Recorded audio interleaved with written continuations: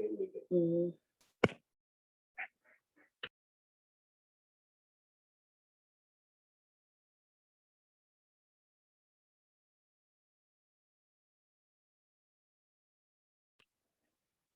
Good evening, everybody. Good night.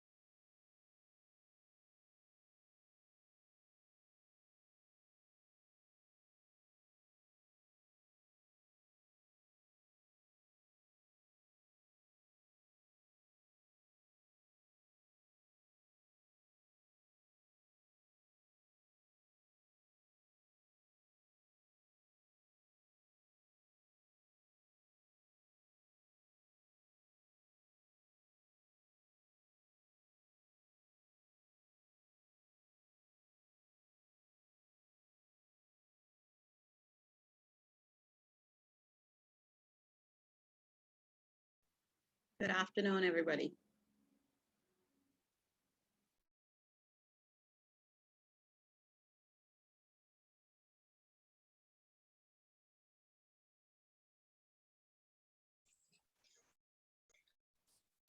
Good evening, everyone.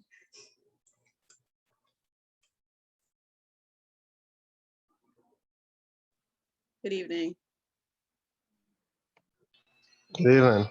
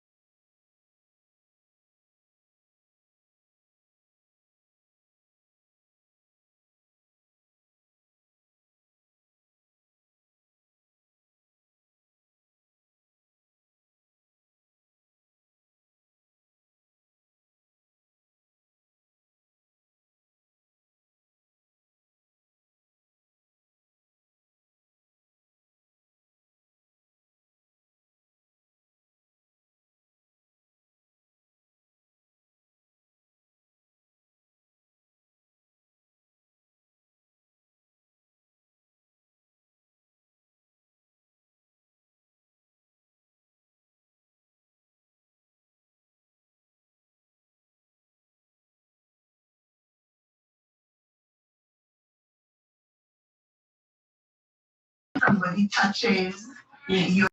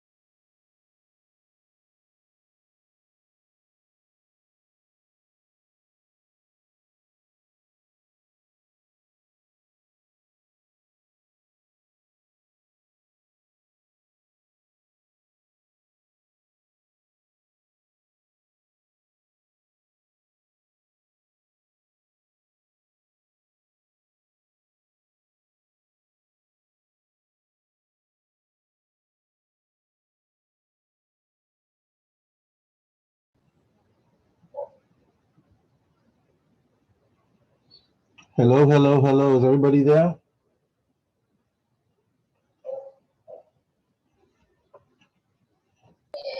Yes, sir. Good evening.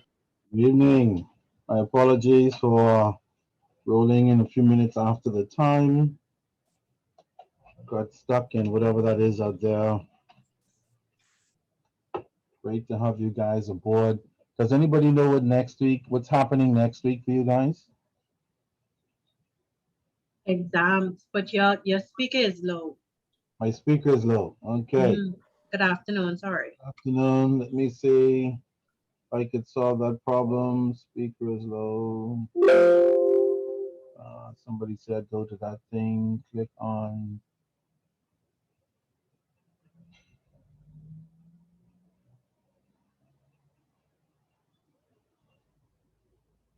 audio settings.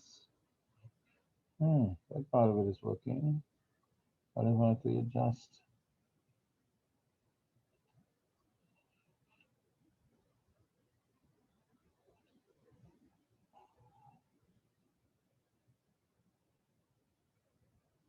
Okay, is it better now? Also, you can hear it a little bit more. Wow, that's weird.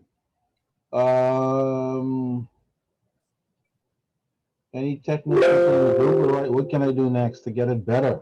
I could hear you clearly though. Everybody else could hear him clearly.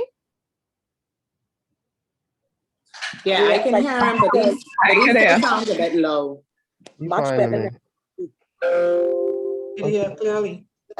That's interesting because you guys sound like a loudspeaker coming out of my box like never before. Any techno people? What else can I do to make it even louder?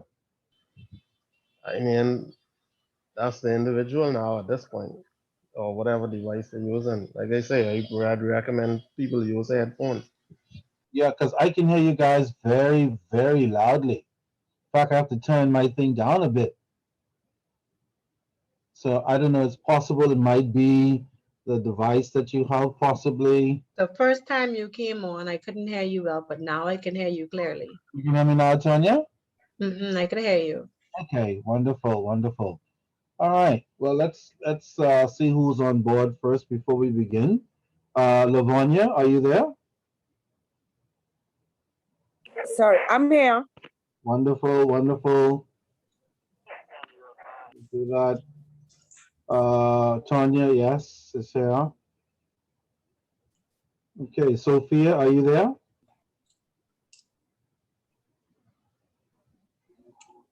Sophia, She was earlier. I thought I saw Probably her. having challenges. Yes, but she was here earlier. Yes, just a minute ago. Leslie, Yeah, I'm here. I'm here. great, great, great. Christoph, Present. excellent. Danielle, I'm here. yes. Ellen, I saw Ellen. Yeah. Yes.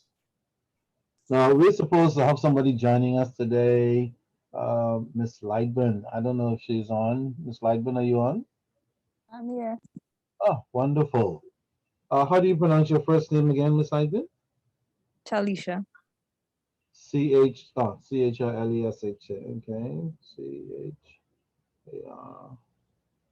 Charlesha. Chalisa Lightburn.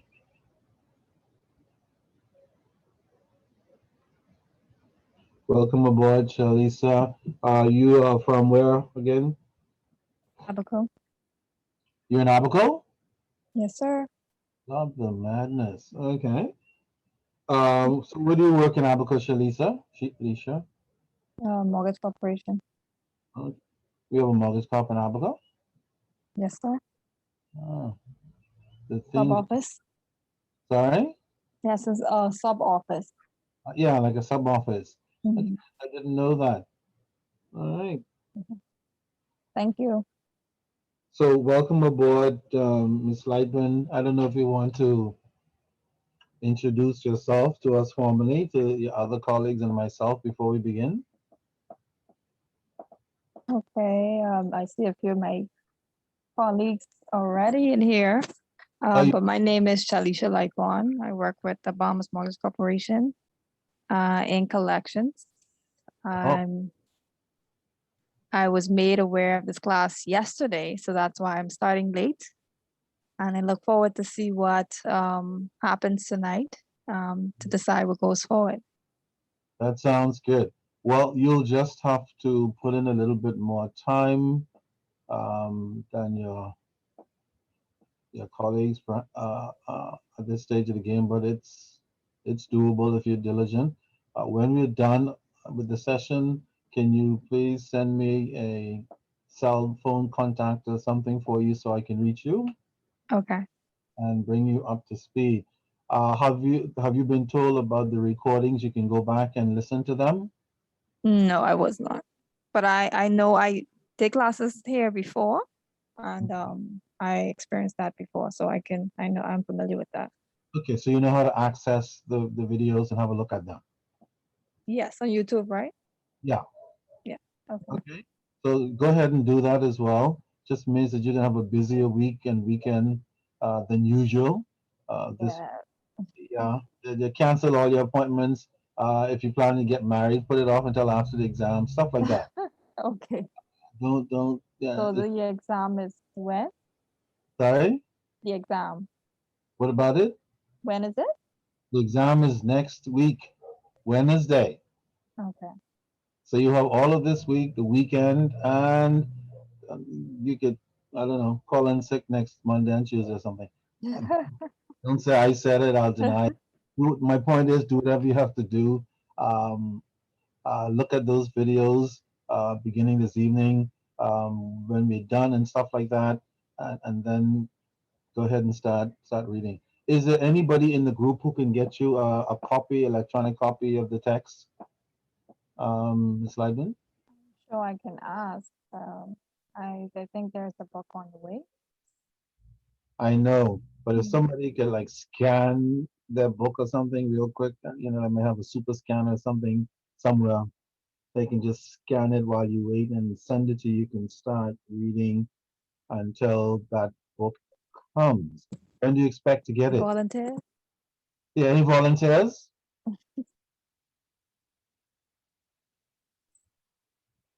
I can't believe. Daniel, I would have to rip up my book. we'll try to see what we can do to assist her. Real assessor. I had a problem last week. Some of my pages were missing. I just got the book, but I forgot it at the office. So I'm back to the book with the missing pages. But I mean, we'll assess her tomorrow. Tomorrow is perfect.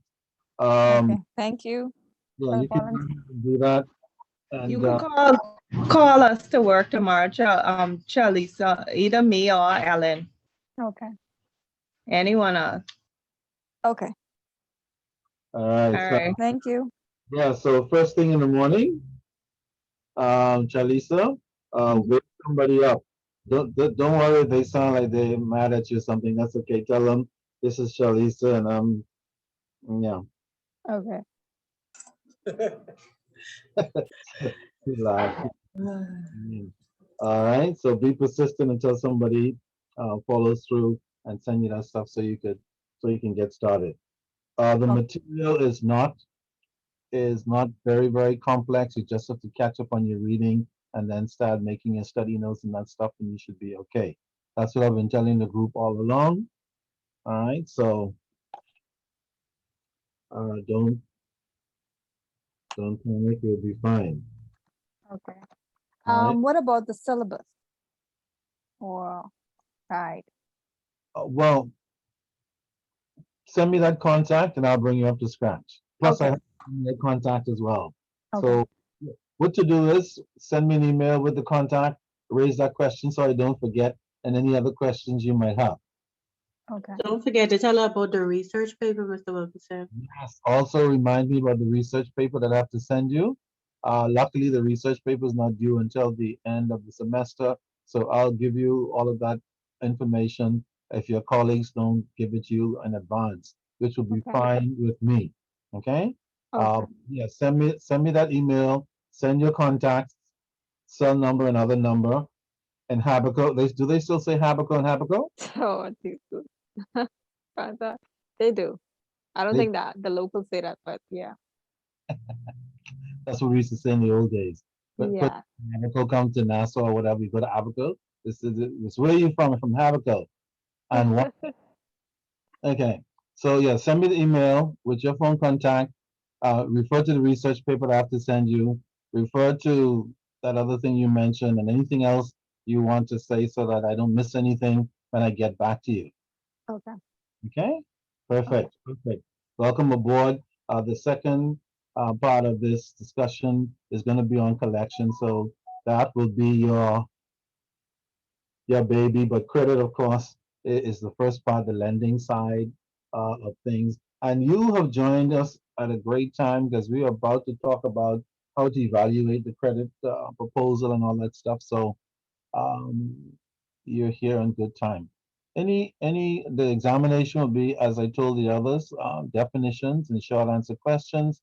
So basically, you need to know what things mean, and if I ask you to describe or define certain things like what are the four steps in the credit evaluation process, what are the four C's of credit, with things like that, you need to be able to say, oh, I studied that. 1, 2, 3, 4, bam, done. Okay? And the only way you do that well is you just keep reading over and over and over and making your notes and studying until you know it. There's no magic formula. I told the others, there's no magic formula.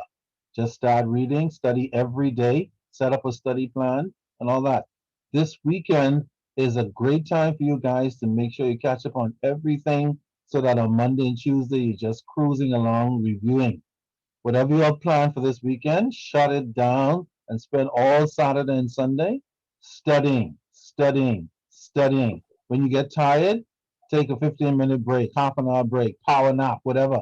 Go back to it. You get tired again, repeat the first procedure. All day Saturday, all day Sunday. How's that? Speak for yourself. Okay. So I just thought I'd throw that out to encourage everybody, if that's a possibility. Any other questions before we begin this evening session? No, not right now. Okay, great. If you think of anything, this class, you can jump in at any time. Does anybody remember how much I allocated for the research paper for Felicia's purposes?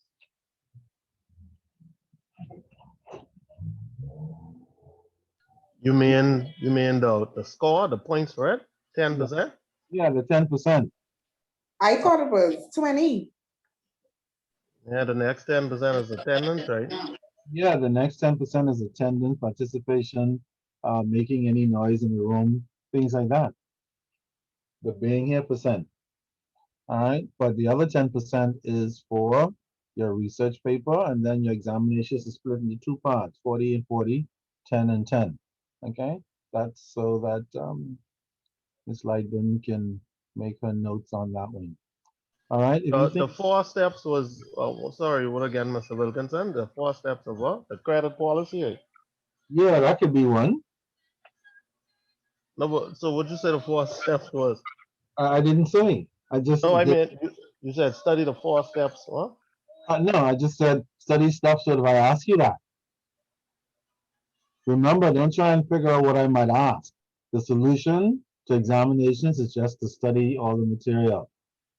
Because remember, I may or may not ask what you think. But if you have all the material down pack, it doesn't matter what I ask. How's that? Yeah, this is kind of rough though. Every examination is like that. It stinks. And I've only written 7,955,221 and 2 examinations in my lifetime. And they all stink. Okay? From high school to undergrad school to grad school to professional examinations. So what's the passing percentage? Does anybody remember what I said the passing grade was?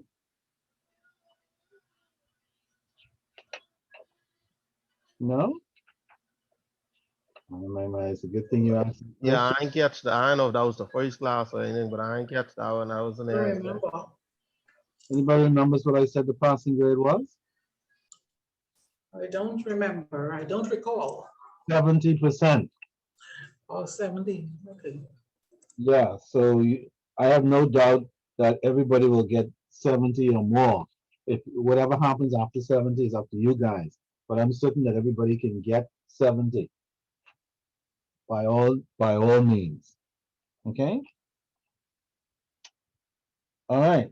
Let me just ask a question since Christoph raised it, see what kind of response I get. If I were to ask a question like, what are the 6 steps, questions that you might ask in developing a credit policy? What would you say? The 6 questions that we discussed.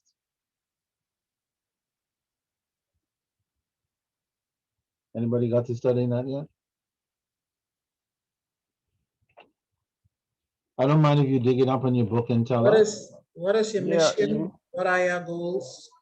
What are your specific credit responsibilities? How is your credit evaluated? How is collections handled? And what are our terms of sales?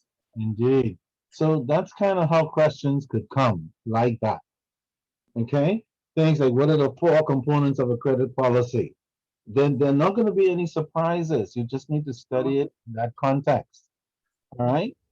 And you'll be fine. Okay? But of course, you have to do your reading first, and then after you do your reading overall, then you go back and start making notes on the important points and knowing what they are.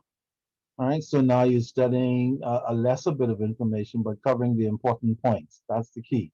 Don't keep reading the whole thing over and over unless that's how you study well. Okay, if that works for you, let it rip. If you're that kind of person where all that stuff over and over is going to drive you crazy, do your initial reading and then do your note taking in a form that you can study it and remember it. Just make sure you have the important points. Okay. All right.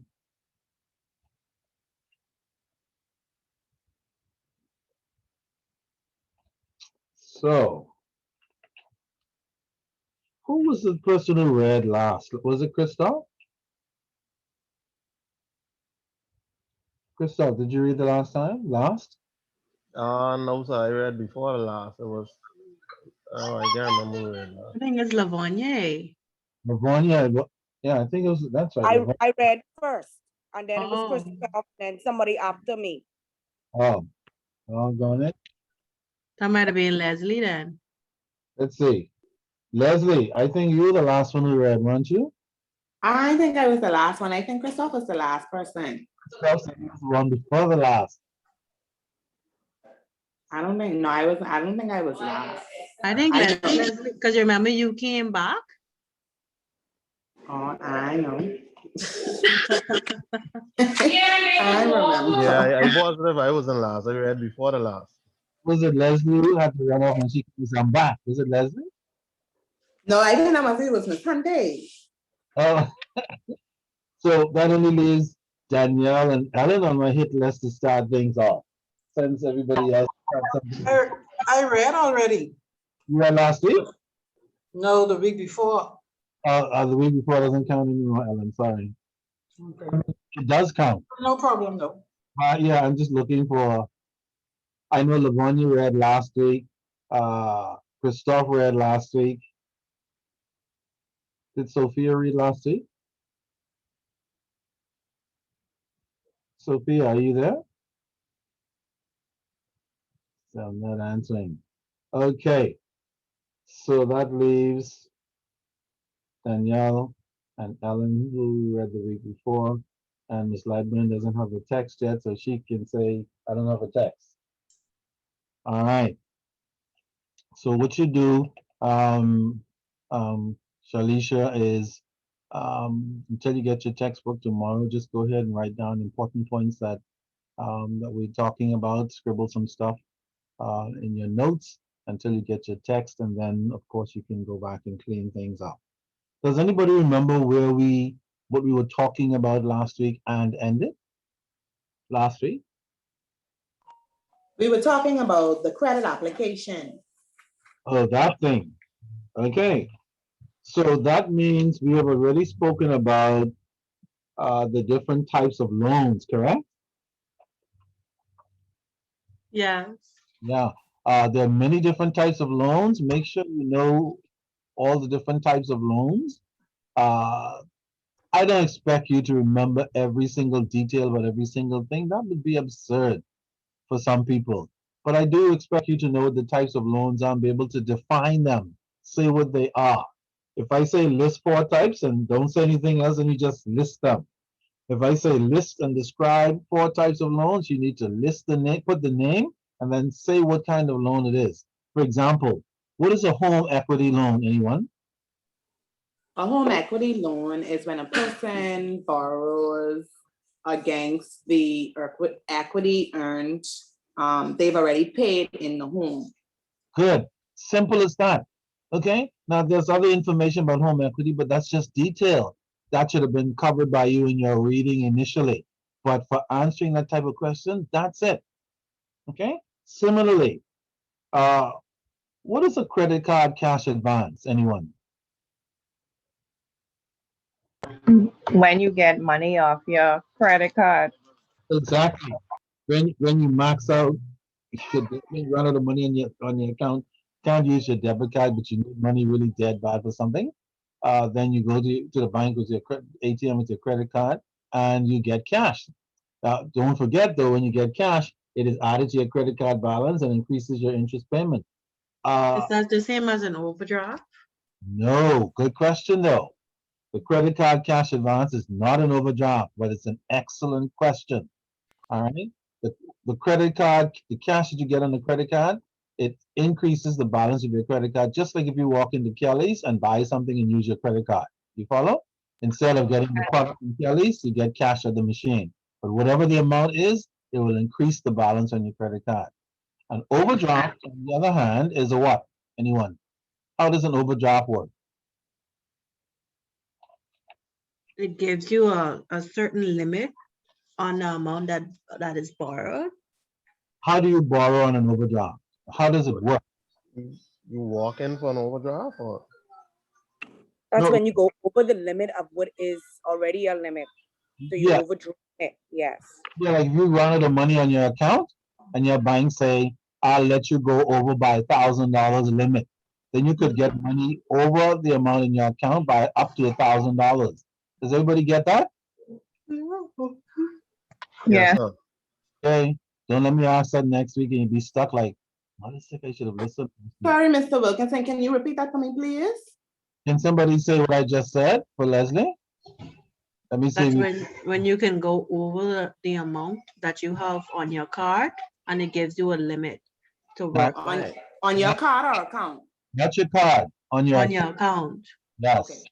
All right, be careful. Okay, on your account, whether it's a savings or checking account.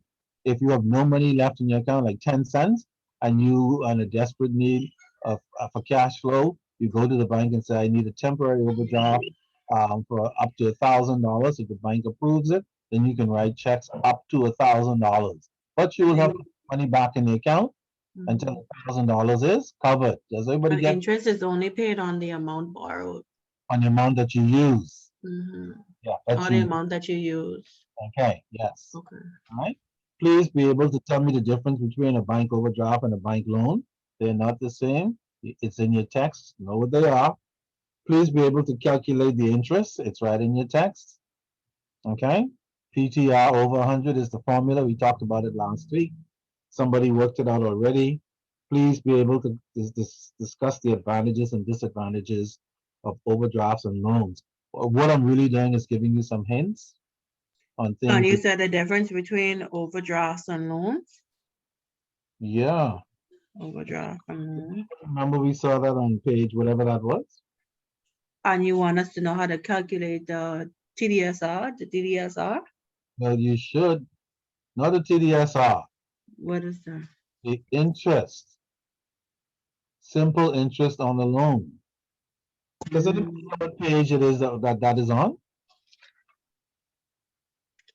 The book doesn't have pages. I know, just count. I have. It, Yeah, the just application process is. Can you give me the formula for that again, please? does anybody remember the formula? PRT over 100, P times T over 100. Principal times what? Times term? Rate 100. times Yeah, principal over 100. times rate times time or T over 100. Hold on, principal times rate times the term, Yes, times term divided by 100? correct. Okay. Why do we use 100? Well, that's a good question. I'm glad you asked. It didn't wait till exam time. That would be a mess. Who knows why we use over 100? Because percentages are always over 100. Which of the three represents a percentage? The rate. Right. The rate. Okay. The rate represents the percentage. So if I say 5 over 100, what percentage is that? 5%. 5%. 5%. Yeah, 5%. Okay? So in case I ask that question, make Oh, sure okay. you do that simple calculation, otherwise you lose easy points. Okay? Excuse me, Mr. Wilkinson, sorry. Simple interest example you gave us last week, I didn't get the figures because I was trying to remember it, but I didn't write it down. Could you repeat it for me if you remember it, please? I think it was 5 years. I mean, 5%. The numbers that you're looking for is in your text, right on that page.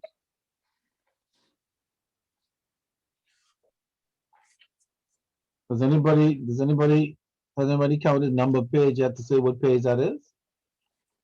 1, 2, 3, 4, 5, 6, 7, 8. Page 9. If you count them one page at a time, when you get to the 9th page, it's right there. Does everybody see that? Yes, sir. It's the page with the APY. No, which not that explains- page. Not that page. Okay. Is that it's on the other page. Oh, if you turn over after types of loans and you turn over, you'll see finance, bank loans, and overdraft. Somebody see that? Yeah. Let's say a business borrows £12,000 from a bank over 3 years. Yeah, of course. Of course, for our purposes, it wouldn't be pounds, right? It'll be what? Dollars. Yeah, but it doesn't matter. Currency, same principle. That's why I have it there, so you don't get stuck just on dollars. Dollars is not the only currency in the world. Okay? So all that stuff on that page, you need to know that with all the other stuff. I just kind of throw that out. Hint, hint. Get the ball going. Which page it is again? What page is that again, someone? 9? Page 9. Not the single page 9. It's if you count each two sides as one, when you get to 9, that's it. Oh, okay. Oh. All right. But that's only a single page that I pulled out. I mean, I want you to know that. So that if I ask some questions, you can answer. But again, you need You to. mean with the heading with good or bad no's, credit card, cash advances, other sources, small business loan? No? Is that your page 9? Yeah, by counting it by both sides is one. That's the page before loan structuring. Yeah, you mean on the other side, financial bank loans and overdraft? Yes, Right. that one. That's it. All That's right. it. Yes, indeed. But not to worry, because everybody is going to read from page 1 anyway and study from page 1 anyway. Remember, study means you have to go back and review the whole thing, keep doing it over and over until you're sick of it. If you don't do that, you're not serious. All right. Did we discuss credit applications and forms and all that? I'm sure we did. What does APY mean? Annual percentage yield. Correct. Oh, darn it, Tanya, you're on the ball. That's what I'm talking about. All right. That means you can only say that if you're into it. If you're not into it, you wouldn't. AP, what? What's that like? What did we say Regulation Z was? Basically to protect the client's information, what they provide during a credit process. Indeed. So any of the stuff I ask, like, it's not complicated, but it will be if you never looked at it or studied it. That's all I could say. And then we talked about the credit investigation, all the different things that loan officers have to do when the application is taken. They have to check people's job information, job letter, bank accounts, business verification, balance sheet, financial statements if it's a company, uh, employment verification, make sure that they're not lying about where they work. If they say they pay rent, try to verify the rental payment if possible. All this kind of stuff lenders do to make sure that borrowers are not lying. Also, we have something else that loan officers do. We talked about it's called court case verification. What is that? They verify if the client has any ongoing or unsettled court case. Indeed. Because if you have a client who has an unsettled ongoing court case, would you want to give them a loan? Nope, Not normally, no, unless they can prove that especially the circumstances. indeed, if they can't prove that it's not their fault and they're just there to defend themselves, everything else is fine. You don't want to think of giving them a loan until that gets sorted out. And depending on how that goes, you may not want to give such a person a loan because they might be found wanting. And of course, these things will show up in the credit bureau of the Bahamas this year sometime. And anybody who has any court cases appearing present or past against them, be very difficult for them to borrow money unless the person who's doing the loan is their friend or family member or political ally or something like that, which should not be the case. But crap happens. Under normal lending practices, that person would not be able to get credit easily, if at all. And if they do get it, they will have to pay a very high rate of interest in order to get it, if they get it. So it pays to pay your bills on time, pays to stay out of court, pays not to lie on the credit application. Because remember, even though you guys are lenders and collectors and all that on one hand, on the other hand, you're also borrowers and debtors. Okay? Because you're not only lending money, you have to borrow money as well. So make sure when you are no longer a lender but a collector, but a borrower or debtor, that you do the same thing you expect your clients to do, the right thing. All right. Did anybody look at the credit application that I have in your package? Yeah, Great. So you notice it's broken up into very significant parts. The applicant's information, name, address, employment history, and all that, salary, and all that good stuff. The co-applicant, if somebody, who's the co-applicant? Anybody knows? Someone who signs along to take responsibility of the loan. Yeah, somebody Huh? somebody signs along with you. They're a co-applicant. just And in case the loan is in default. correct. And Mm. of course, once you sign as a co-applicant, then the lender has to check you too to make sure that you're an adequate co-applicant. Because sometimes people say, I'll sign with her. And when you check them out, you find they're not good. Tell your customer, sorry, that's not a good co-applicant. Bring another one who can qualify. Okay? Whatever you do, don't carry a co-applicant who's unemployed. Why? They won't be able to You take won't over get the the loan. loan. Yeah, well, they can pay with if you don't pay. All right? Mhm. Stuff like that. All right, what else do lenders want to know? They want your credit card details. Do you have any credit cards? They want your mortgage and rent details. They want to find if you have any other debt obligations out there and if you have any other assets that they can take as collateral. The reason why lenders want to know in this credit application if you have any mortgage debt, credit card debt, and all this kind of stuff is so that they can come up with that famous TDSR that somebody mentioned earlier. All right, what is TDSR? Debt to income ratio. Yeah, Oh, debt. that service ratio. Debt service, yeah. Same thing. Okay. So the idea is to make sure that you haven't over borrowed. That, for example, if your salary is 2,000 per month and your debts are 1,700 per month for 3 or 4 loans, that person should not get another loan in life until they pay down those debts. Okay. If your debts are 1,700 and your salary is 2,000, what is your debt to income ratio? Well, it is 1,700 and the salary is 2,000. Yeah. Will be 90%. Is that good? No, one thing over 35 is too high. Yeah, anything over 35, 40% is not good. The central bank discourages any debt service ratio in excess of 40%. They might consider 45% max if the person is an excellent customer and some other things are good.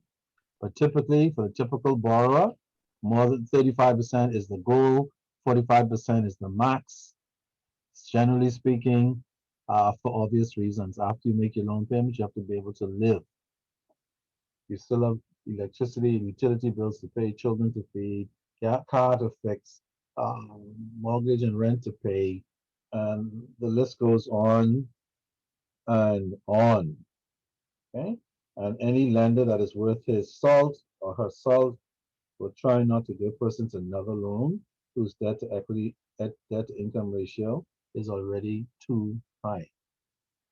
That person should have been stopped long before it got to 90%. Okay. All right, any questions so far?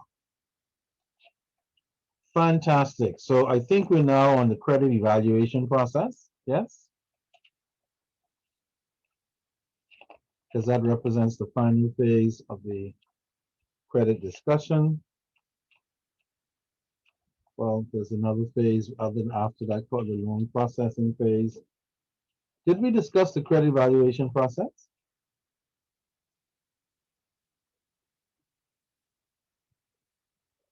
Did we?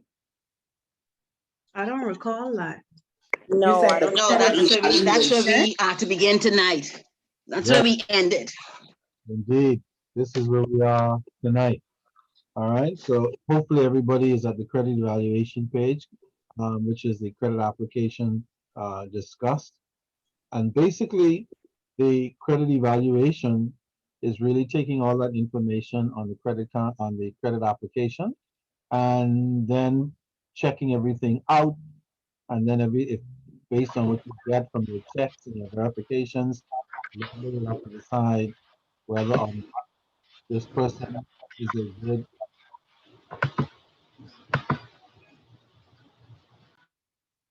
Okay, just decide whether this person is a good risk or not. What's another name for good risk customer? Anybody remembers? It starts with C.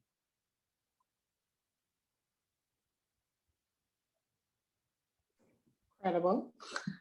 That's a good guess. Credit worthy. Creditworthiness. Yeah, creditworthiness. But if you say credible, that's the same principle. All right. So the whole idea behind all of this stuff is to check on the creditworthiness of the customer to see if they have a good payment history, their debt to income ratio is not too high, it falls within the acceptable range, they're not over borrowed, and they don't have a history of lying on credit applications. Okay, these kinds of things. Because if persons have any of those problems, and you go ahead and give them a loan, you're going to end up with some problems as well in terms of getting that loan repaid. Okay, so this is what the evaluation process is all about: breaking that information down to see if it's good for lending or not. Okay, and you'll see in the middle of that page under credit evaluation, stuff we already talked about, information being included in the application, which is used for evaluation or assessing the client. We already mentioned you have the contact information, credit report information from the different banks, credit bureaus, all that stuff, to see if this person is actually credit worthy. Check with the landlord or mortgage holder to see if the mortgage and rent payments are correct, because customers tend to lie. They think they need to. All right, check bank accounts. If it's a company giving loans to a small business, you check one or two of their suppliers to see if the supplier says, yeah, Tom is good, he pays me on time all the time. Or, are you guys giving that guy a loan? I don't think so. Okay? So be careful. Even if you're in business and you pay your supplier poorly, that could come back to haunt you later on when it's time to borrow. Everybody get that? Yes, sir. Yeah. The other thing that is involved in the application evaluation process are the payment terms. What do we mean by payment terms? What is required, repayment to satisfy the loan? And how long the loan will run for? Yeah, the term will be how long the loan will run for and what your payments will be. So it may be a 3-year loan, payments of $600 a month, 7-year loan payments of $400, whatever the time and payments are. That's what we mean by payment terms. Okay, we talked about the co-applicant or personal guarantee, that they must be creditworthy as well. Otherwise, they are not going to be acceptable as a co-applicant. Two other points that the text makes right under the evaluation process has to do with credit analysis and credit risk assessment. Does everybody see those two? Yes, sir. Yeah. All right. Well, what do we say credit analysis is? What is that? Well, credit analysis is basically where you break down information to analyze if the person is worthy of actually getting a loan. More Absolutely. like, remember when they talk about scattering information? Yes.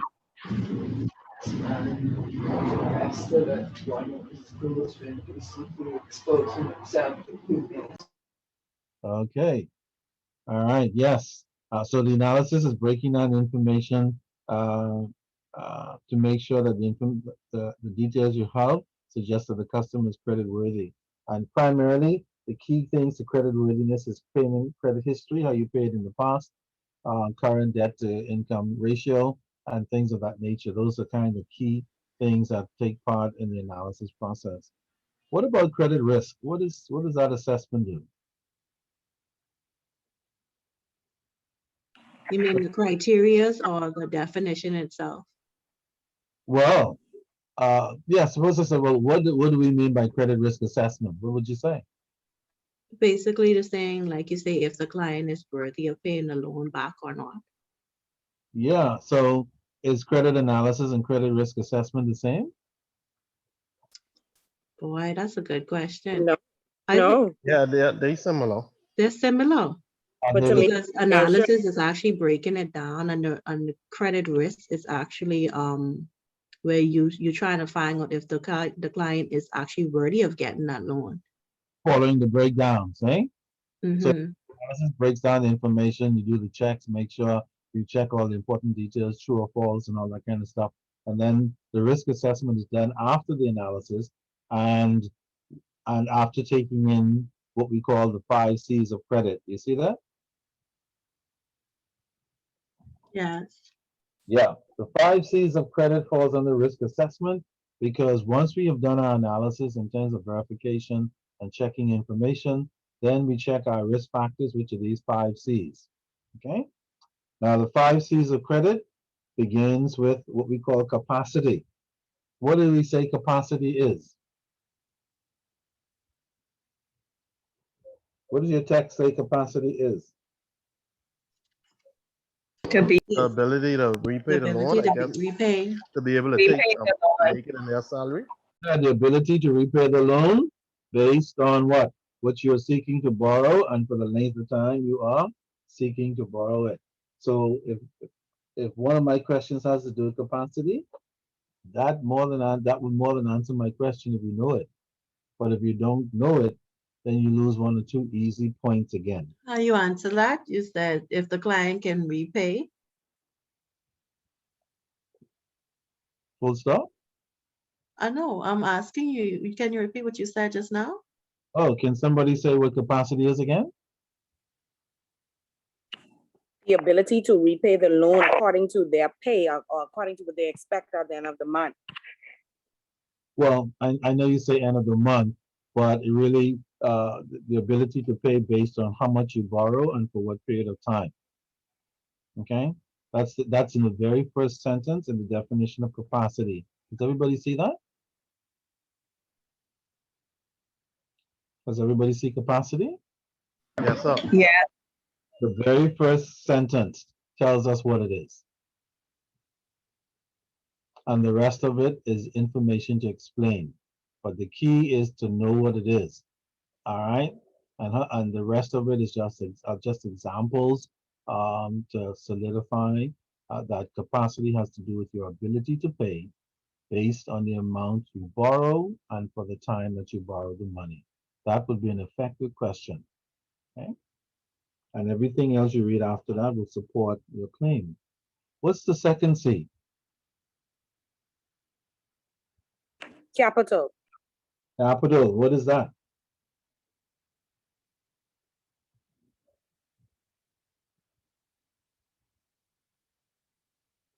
What is capital? How much, I guess the institution or business where we trying to get the loan, how much they hold it, or it could be real estate. Capitals are assets. Is it like cash, like liquid, like deposit and stuff like that? Getting warm. Usually capital refers to two things. If it's a business and we're talking about capital, we are talking about the business investment that was made in the company, okay? The shares of stock and that sort of thing. But you'll see more of that in credit and collections too. The issue of capital for what we're talking about at this stage in terms of personal and similar loans has to do with putting in a down payment. You ever heard about that? Down payment, yes, deposit.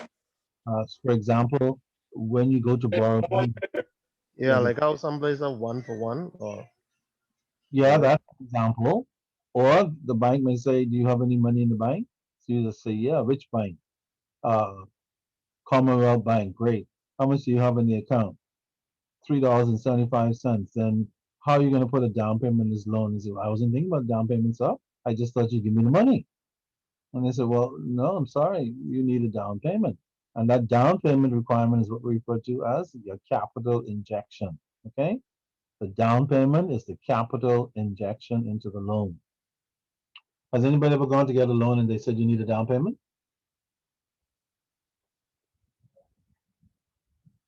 Not alone, but they did it with the credit. They asked me if I had any other bank account that has money in it to help secure the credit card. Okay, that's kind of the collateral side. Okay, yeah, we'll see that later.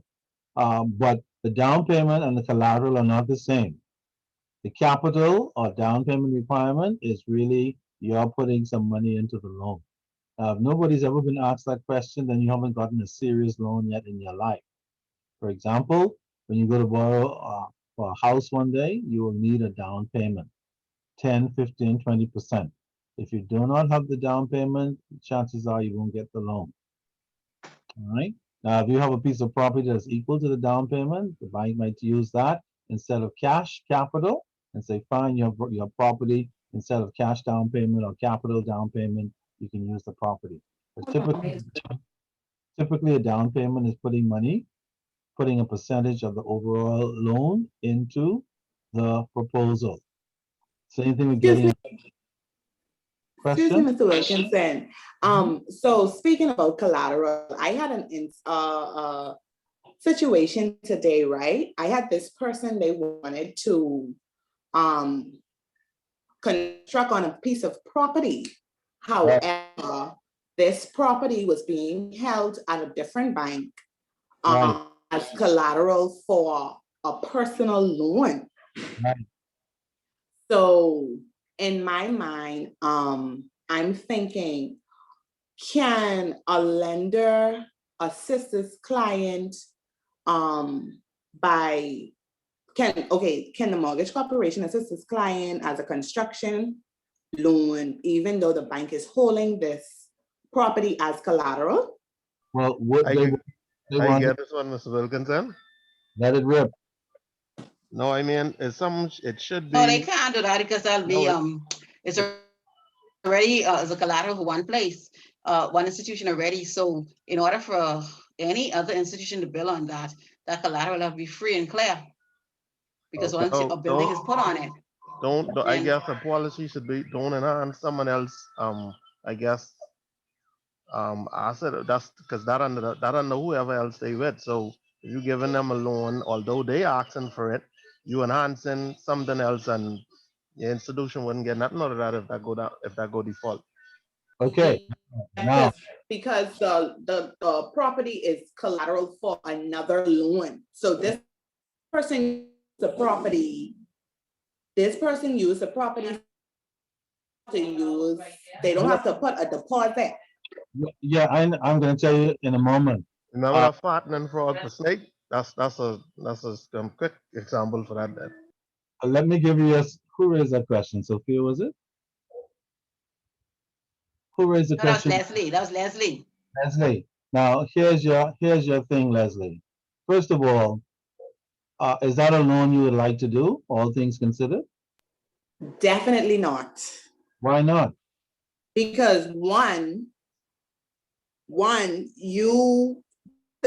I didn't even explain it properly. This isn't even the person's property. This is another person's property that they utilized they brought the person who owns the property on the loan so that they can use the person's property as collateral. So to me, you then don't have no money Now, as collateral to do what? to secure the loan. You mean for the construction? No, for the loan, we didn't even get to the construction as yet. This for another bank. They're using that property as collateral, so they don't have to put a deposit, but that's not even their property. They got a co-signee who owns the property to come on with them. I know. What do they want you to do? They want us to build on that property. Do they own that property? No, they don't. So that means if they don't own the property, you cannot give money for them to build on a property they do not own. But the person could sell it to them. But the person can't sell it because they holding it as collateral. So that's the bank property actually. If the person wants to sell it to them, they could. All they have to do is pay off the bank loan first and then. Right. Yeah, it's possible. If they're going to sell it to the person who wants you to build a house on it, that's fine, but they'll have to pay off Royal Bank first, then take possession of the property by conveyance. And when all of that is done, then they can come to you and say, I'd like to build on this property because I now own it. Correct? Right. Yeah. I understand. Yeah. Absolutely. And until they do that, you no further discussion. They have to go and do that first. Then they come to you and say, I have a conveyance for this property. I'm the owner. And now here's what I'd like you to do as far as construction is concerned. Absolutely. But nothing until then. I could say this also because I don't know why they're probably like feeling like it hit in nerve. Although I think elections, I understand a little bit about the loan process, but don't really hurt your head over that, I guess, because that's marketing and whoever's the credit risk, the manager and stuff like that. Yes, loan officers write loans, but that isn't your, I guess, your section or your function to figure out how, not 100%, to figure out how you could get a loan. So sometimes you don't put your burden everywhere feeling this pinch right now. So don't feel bad like that. Stuff like that. You just Well, let me say this. Any lender worth its salt would want to look for ways to do a good or reasonably good loan, even in difficult times as this. As a matter of fact, if you haven't noticed, the marketing people in the banks and credit unions have started a slow drive towards getting people to borrow money. Those of us who have jobs, who work for government and so on. Because remember, the pandemic did not only hurt people who are working and their ability to pay, it also hurt the lending process as well in financial institutions. Financial institutions have lost significant amounts of profits because they could not lend money. Interest rates have gotten even lower because the banks are full of money that they couldn't lend because of the pandemic. So they are anxious to give loans, but they want to give them to people who can pay them back. So if you are looking for ways to do a loan, that's okay. As long as at the end of the day, it's going to be a loan that does not create a hell of a lot of risk for you. Okay?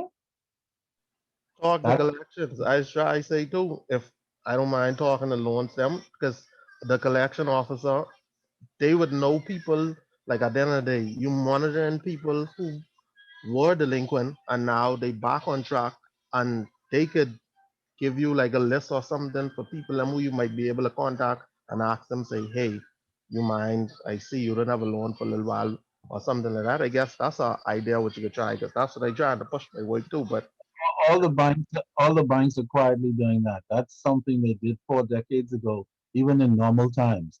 And now that the pandemic has quieted a little bit, some people have gone back to work and government people are still there. They're looking to find any eligible borrower who can meet the minimum standard to give them a loan. The point is, as long as it's a reasonably good credit risk, you should go ahead and do it. That's what lenders do. Okay? We have a lot of money sitting in the banks doing nothing. That's not good for banks and that's not good for borrowers. Okay? That's the whole point. But you don't want to make loans just for the hell of it. You want to make reasonably good ones. Okay? And that goes for all the lenders in the room. All right. Uh, remember now, Christoph has a bias. He's on the stinky side of things called collections. So he's going to always be thinking, like, man, don't give any loans. That way my work will be easier. But you know how lenders think. The hell with Christoph. Go collect the money, buddy. sort of thing. We're here to No. lend. No, I ain't saying it like that. I just saying it like I know it's called don't stress out. they have to stress out because their job is to lend. Now, when stress out doesn't mean don't go home and drop kick your children. That's not the stress that I mean. But you should be concerned as a professional to try and do as much as you can to move the lending process along. Don't just say it's a post-pandemic sort of thing. I feel like lending. The hell with it. Get out the bank. No, you have to be enthusiastic about making a good loan now, whenever you can, by all means. Okay, despite the situation, because we do have some people out there who are still credit worthy and who are still eligible for loans. And so those are the people you go after. The other people, you wait. The people in Christoph's area, you run, so to speak. Unless, of course, they ran into a really difficult time. And Christoph make a recommendation, look, why don't you guys consolidate this? They have collateral. They just kind of lost their job during the pandemic. They're back in a good job now. Somebody's co-signing, that's consolidated the debt since we have skin in the game and so on, and move forward. Again, these are all decisions lenders make, and lenders alone, from the senior lending manager all the way down to the loan officer who took the application. Don't forget, you mistaken my point, Mr. Wilson. I saying don't shut it, but also I say talk to the next department. I mean you shooting over that, but that's my point there. Talk to the next department. The So- collection side is the one who monitoring certain there. If they get stressed over it, the collections may be able to just give them a list of people who they've been monitoring, who've been paying fine for a while now, and they might be able to try those individuals again if they can, because you only can do so much sitting down on appointment after appointment. Is not you thinking outside of what you have in the front of you. You only get stressed yourself out. Let me put it this way, lenders know what to do in order to try and make loans happen. If they wish to speak with collections, they could and they should. If collections wants to speak with them, they could and they should. That's an internal matter. And of course, sometimes they do and sometimes they don't. You may try and talk to them, they don't want to talk to you. You may I have a know good- for sure. Sorry, Mr. Wilkerson, not to cut you off. We don't talk to collections. If they have any queries or stuff like that, that goes straight to management or the person who's responsible for signing that off. But But again, from the sound of things, as a credit officer, you'll be able to say, hey, that don't even sound right, because you can give someone something that is already owned. well, the thing is, the conversation between departments is an old thing, and Yeah. it varies from organization to organization. Some lending organizations have an open door between credit and collections, and they actually even talk to each other occasionally. Others, they have an adversarial relationship. They hate each other. They don't talk to each other. Some collectors will see a lender giving a loan to a bad client. They know the client bad, won't say anything because they don't like that person, or they don't like collected loans department because the loans department won't talk to them. All kind of personality issues as well. But it's not supposed to be about personality issues. However, unfortunately, all too often it is.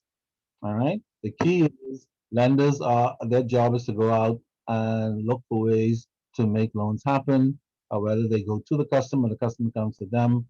Collections job is to get those outstanding debts in as quickly as possible. And if they have some recommendation they'd like to make to lending with regards to a customer who look like they can be rehabilitated and so on, they should make those recommendations. Typically, that's how it works. Is there politics in it? Of course. But those who do better at doing it are those who do it together. God forbid if that is possible in some organizations. All right, what's the third C? So the first C is what? Capacity, ability to pay, capital, putting a down payment. What's the third C?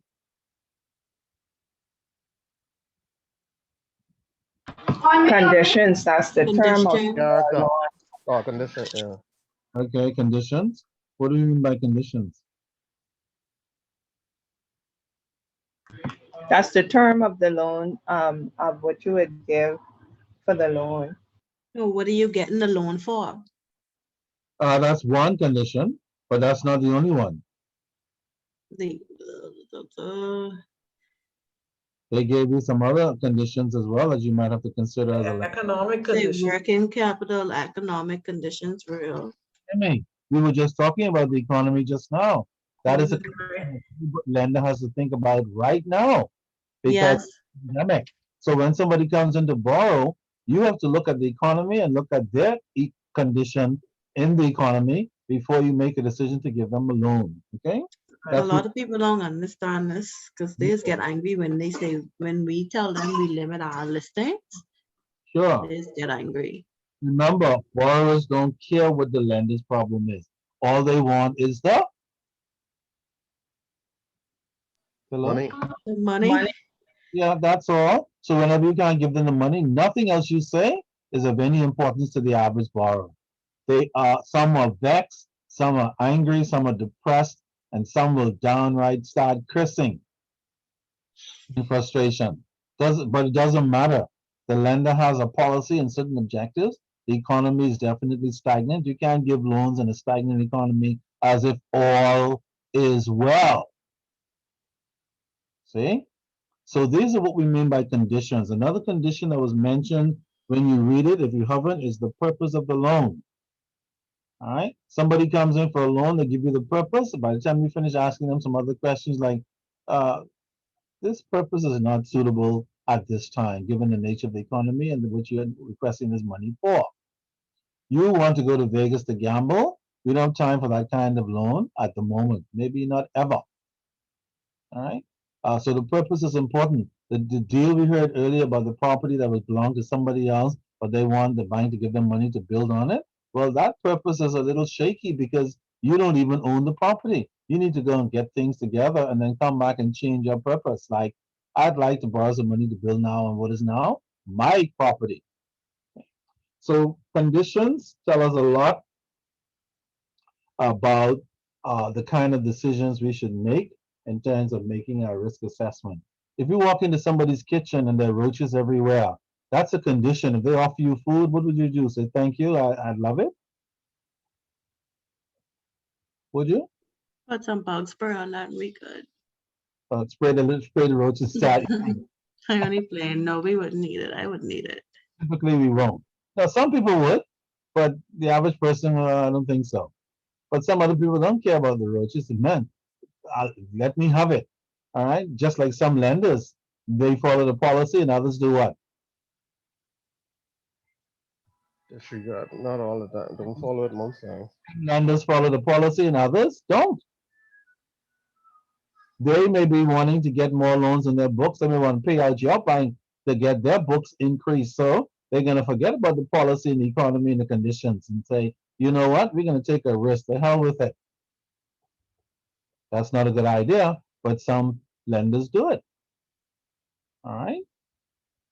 All right. What's the fourth C? Character.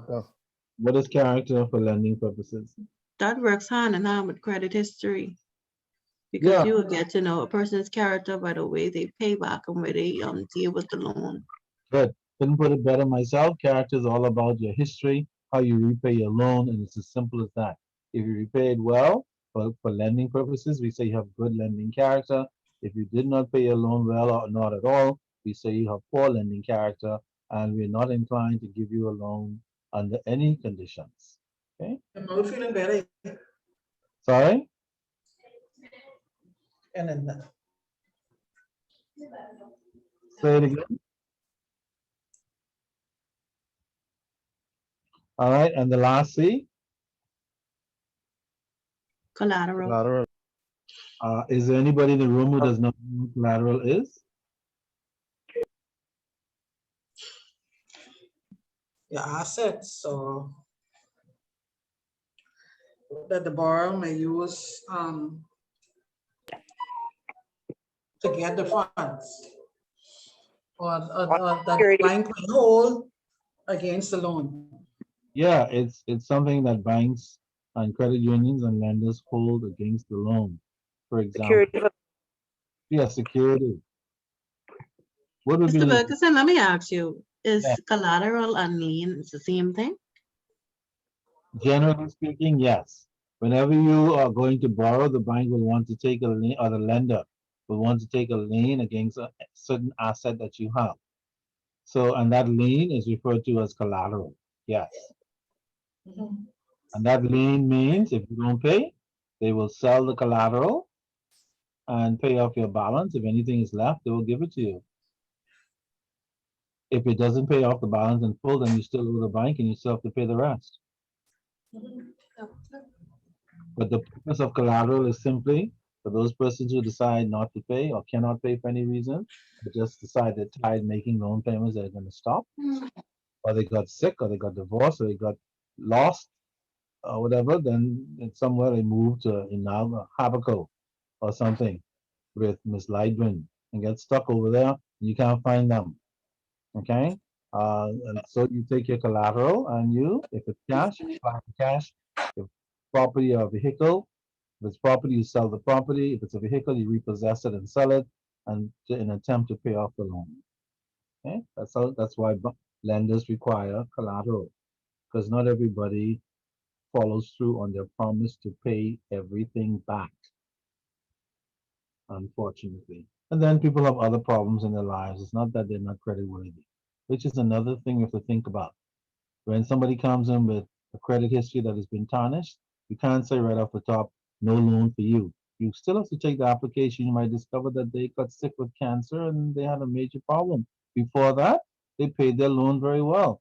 If they're healed and no longer have cancer and they didn't die and all that, and they come back, then the lender has an obligation perhaps to look at helping them because they were good before their unfortunate situation, which is uncontrollable. So again, because an account might be showing negative or coming out of collections or something doesn't necessarily mean it's an account to decline for future lending. That would be short-sighted. Lenders have to go and still look at it. Even though Christoph may say, but man, you're thinking about it. Yeah. They say, yeah, Christoph, I know. But this person was great before they got sick or before they got divorced and beaten up by their spouse or some nonsense almost to the point of death, whatever the case might be. Okay.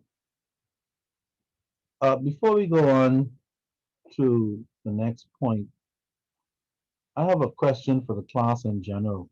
Why is it, class, that men continue to physically abuse women? Anybody knows why?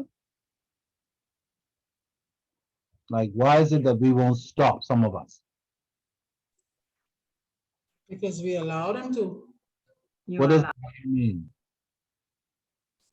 Pardon me? What does allow mean?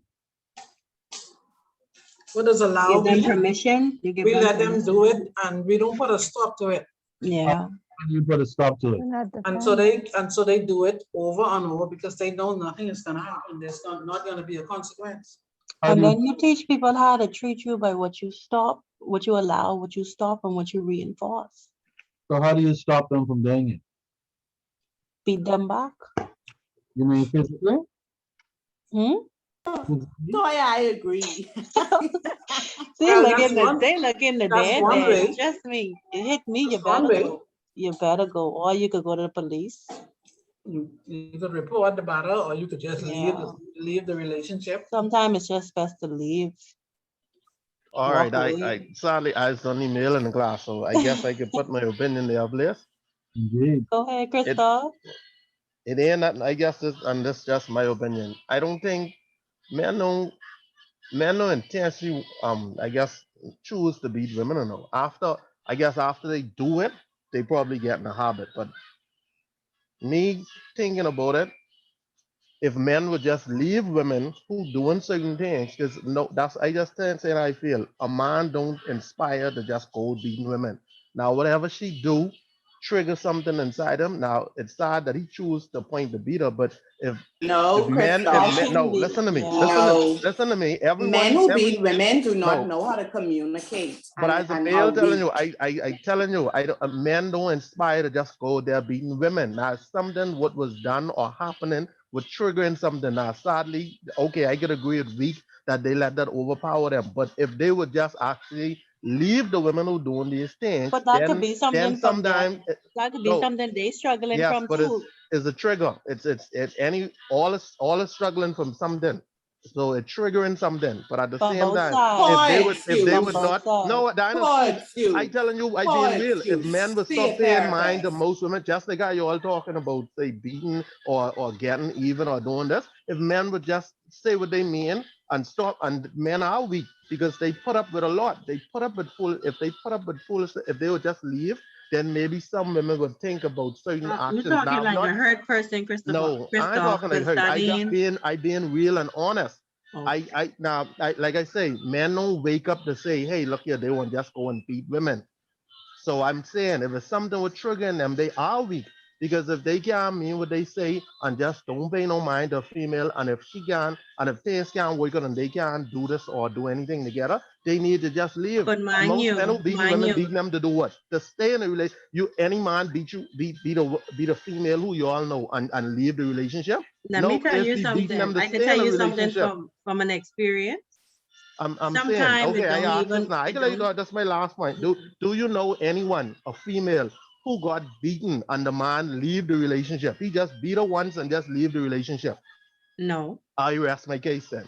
Go on. But you have a valid point, you know. However, there's two sides to that story. It's not because what the woman is doing is triggering off. That man could see his dad doing that to his mother. That could be something No, coming I ain't from giving the them internal excuse. I home. just saying a trigger is a trigger. I ain't saying it's an excuse, you know. I say you have a valid point. I personally feel men who beat women do not know how to communicate. Mm-hmm. And they don't feel as if they use that as a superior, and they prey on women that are weak And vulnerable, yeah. and vulnerable. So a woman who sits there and allows a man to continuously beat them, they just say, okay, well, she ain't going nowhere. So every time she make me mad, yeah, I can slap her because she's not gonna do anything. And two, I don't know how to communicate. Mm-hmm. And that's very weak and stupid. He used to beat I his agree. The girlfriend man every weak other because night. he cling into something what may not be feasible. That's what he weak. I agree. The man weak. He want just move on. So why is it that women who are abused don't leave? Sometimes it's not that easy for some women to just simply walk away because they feel like when the guy or the person hits them once, they feel like, oh, that's only one time, it's not gonna happen again. And then you it have some happens women, yeah. again and again and again, and then before you know it, you're being abused every other night. But you have some women that actually like that, you know. They feel as if their man ain't beating them or ain't hitting up on them, the man ain't strong or has some type of power. Because she likes it, does that make it right? No, it doesn't make it right. So this thing is, we can find an excuse then for anything we do, whether we like it, don't like it, my daddy did it, I vexed, whatever. We could find an excuse for anything in the world. The Mhm. question is, what is the right thing and what is the wrong thing? That's the problem. Yeah. And once we say what is right and wrong, what do we need to do to fix it? You mean in general or in a personal relationship? Those are the questions, period. All right. First of all, Honestly, I think an abusive relationship from that start, I don't think there's no coming back from that. That's a person. no, I'm saying, see, we keep making excuses for it. Why, if you are abused, the first time we say was an accident, but after the first time, it's not. Why is it that why is it that women stay over continuously, sometimes years? I think they have low Sometimes some women are self-esteem or vulnerable. They're in vulnerable situations. They stuck. They feel They threatened. ain't get the car They park, feel threatened or and they they're may be using it for scared. security. Or sometimes they may love that person and they thinking that's how the person way of loving Expresses them. their love, yeah. Because I know some women who feel if a man don't beat them, they don't love them, which I think is so That's what I stupid. was saying. But they stay for the Yeah, children. they accepting. That's what they bad. That's what this guy is going They No, stay for the Christoph. children, or they don't want to move out the house. They don't So have nowhere to go, no money. Christoph, but they is they Probably bad. cry. listen, the reason why we don't solve any problem, including that one, is because we keep making excuses for them, Yes. whatever they are. We can always find an excuse for anything in the world. Truth Yeah, be told, but it's women who verbally abuse men or tell men they ain't good for nothing or I wait years to do or something like that. It's the same thing for both sides. Now, I mean, you taking up something with just because it's physical from aspect for the males. It's the same thing with women. The same way they. That's the difference between when you pushing someone, but for me personally, I don't even believe the first time is an accident. Because if you could build up a strength to hit a woman, that right there, the first time you should just walk away. well, first of all, we need to learn how to stop talking sometimes because sometimes we keep talking and then somebody swings or shoots. See? That's what I'm getting at. And the problem is we keep trying to find an excuse. The man says she disrespected me, so I punch her lights out. Uh, then she talked to me bad, disrespect me, called my mother. So I punch her out and I kick her. See, that kind of stuff. That's his excuse. But that does not make it right. The fact that she said your ma's a stink dog, you're no good man, that doesn't make it right for her either to throw verbal abuse back at him, whatever it is. All right. The point, what we have to get back to is we need to, if we can't do it right, come together and separate. Stop abusing and destroying each other mentally and physically. These new parents, somehow, God forbid, need to find a way to tell their children, if you're a male, don't touch her. But you have to talk to them from they're small. You can't wait until they grow up and get pissed off from a guy over the hill. You can't even get him to shut up. Can I tell you something, Mr. Wilkinson, from personal experience? My sister had a very abusive husband to the point where I was so afraid of her when he purchased a gun. So it can escalate to the point where, as I feel as even in the front of her son, he would do that. So at some point, you have to learn how to leave a relationship because you have the kids watching that. They thinking that's how it's supposed to be. A guy just shot his entire family 2 weeks ago again and himself. Wow. Okay, this is nothing new. The point is we have to start teaching our children from their in kindergarten, male and female, how to behave with each other. The problem is too many children are growing up in these war zones and nobody has the ability or interest in teaching them how to be proper persons. Guys have to be taught because you're angry, you cannot hit the woman or anyone else unless it's a dude attack you in self-defense, you're defending your life. Even if she attacks you and you're defending your life, you have a right to defend your life. But that's a whole different issue. I think you got to be a crazy person to build up strength to actually kill your kids. No, my dear, you got to be a crazy person to kill those 10 people yesterday. You don't lie. The thing is, these things are happening because children are not being taught the proper things when they're growing up. It's as simple as that. Boys have to be taught not how to control their anger by their fathers, and girls have to be taught how to control their mouth and their level of disrespect by their mothers. The problem is a lot of kids have parents who don't even know what that means. You know what I've learned. So it's this could come off as being spiritual, Mr. Wilkinson, but sometimes you don't respond to the physical man, Sometimes you go to God and you bend down on your knees because people battling with spirits.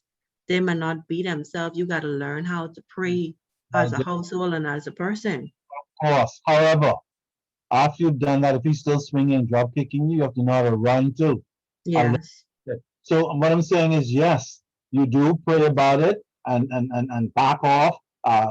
Don't let your mouth go if you have this strange guy you married for some reason, who you probably knew you shouldn't have married anyway, but you still did for some reason. Like he's a hunk, or he has some stuff, or they don't do the car fox. Well, whatever. Okay. You want 50 shades. But do you remember the relationship where the man was cheating on his wife and he actually came back and killed his whole family because he wanted to be with the sweetheart? Happens all the time. Remember, evil has no boundaries, and somebody said something about spiritual. And if children are not taught to do the proper things will never solve this problem. So far, we're making a total mess out of it. And what do? We keep making excuses. I grew up like that. My daddy do that. Where my daddy? My mommy tell me cuss him out. She say, man ain't no good anyhow. Tell him, whatever it is they're telling these children. And so it becomes from one generation to the next bloody generation. It's a Buffalo, it's a Mr. Buffalo Wilkinson. one. If they can play Gracie under, or it should be for March anyway, but they said you let a man lay on you and you don't get nothing out, you don't get nothing out of the deal, you're a fool. And all that is part of the crappy stuff. I don't fully agree with all that. Yeah, but Mr. Wilkinson, most times when women are abused, that's not something that just happened. That's a long time thing they stay in, so they have ample time to get out before it even escalate. Said there's a time to But pray. they, like you said, they make an excuse and they just don't want to see it for what it is and they just don't want to leave. Remember what I told you. Remember the lady who any lady, for example, who see her son, she could see her son shoot the Queen of England right in front of her. What will she say? Not my what? Good son. No. Somebody made that old queen made him dead mad. That's why he shoot her. And she should be dead. Lucky she ain't shoot her twice. Or whatever stupidness we say. My point is, we can make an excuse for anything on this bloody planet. Unfortunately. That's why we have difficulty getting things resolved. Do you know, folks, if I tell you something, would you believe it? Just What to is tell that? you what I'm talking about is true. What is that? I have two sons. One is 29 now and the other is 23. Never one day from they came out of their mother's womb to this day have they ever raised their voice to me or her. And I didn't threaten them with a weapon, never put a belt on them, ever. But the reason why it happens is because when you teach children stuff from the crib, I wouldn't say never, but very seldom you have all of these crazy end results, including abuse. And then you have kids having kids. I agree with you, Mr. Wilkinson. I can second that as a parent. My son is 20, and that same thing has never happened to me. Even in college, the coaches are commending him on the team as being the most respectful person on the team. This thing, but you have to start at the grave. You can't start when he's 12 or she starts growing breasts and pubic. You can't start then. It's too bloody late. You have to start at the crib. And so these children are having children, like, what can they do? They don't know what the hell to do because they didn't get it from their parents. So it becomes a vicious cycle. All right. Does that have anything to do with credit? Of course. Because when people abuse their spouses, then the credit starts to go bad. Payments start coming in. That they send Christoph out with the police. Sorry, police is Bahamianese for police. Yes. Okay. All right. So yeah. So even though we had that discussion, it's like, what does that have to do with credit collections? Well, it does has everything to do. Because bad relationships are one of the main reasons why credit accounts don't get paid. Credit cards don't get paid, loans don't get paid. People who have loans get killed and can't pay because of the same discussion. How about that? All right. So those are the 5 C's of credit. And those are the C's that we consider as lenders when we're looking at our risk. If those C's pan out and the borrower scores well in them, then you say, okay, this risk looks pretty reasonable. If the score is not so hot, then you might say, I don't think so. All right, maybe we should pass this one. All right. Mr. Wilkinson, I was concerned when I was reading over, why weren't we given with the central bank, we're using these other American entities, with the central bank actual ratio is when it comes to lending? With regards to what? The debt service ratio and all of that. Well, our debt service ratio is 40%. Okay. Yeah, that's why I threw it in there. I know Okay. it's all American stuff in there. But whenever that would happen, I would throw in the Bahamian thing as well, just so that you can have a balanced situation. They talk about pounds. I left it there because I want you to know that dollars is not the only currency. So that Mhm. don't be shocked, maybe pound, yen. What the hell is yen? Okay, things like that. It's the same currency, so to speak, as the dollar. So that's Even why the I like. credit score, we don't really do a credit score here.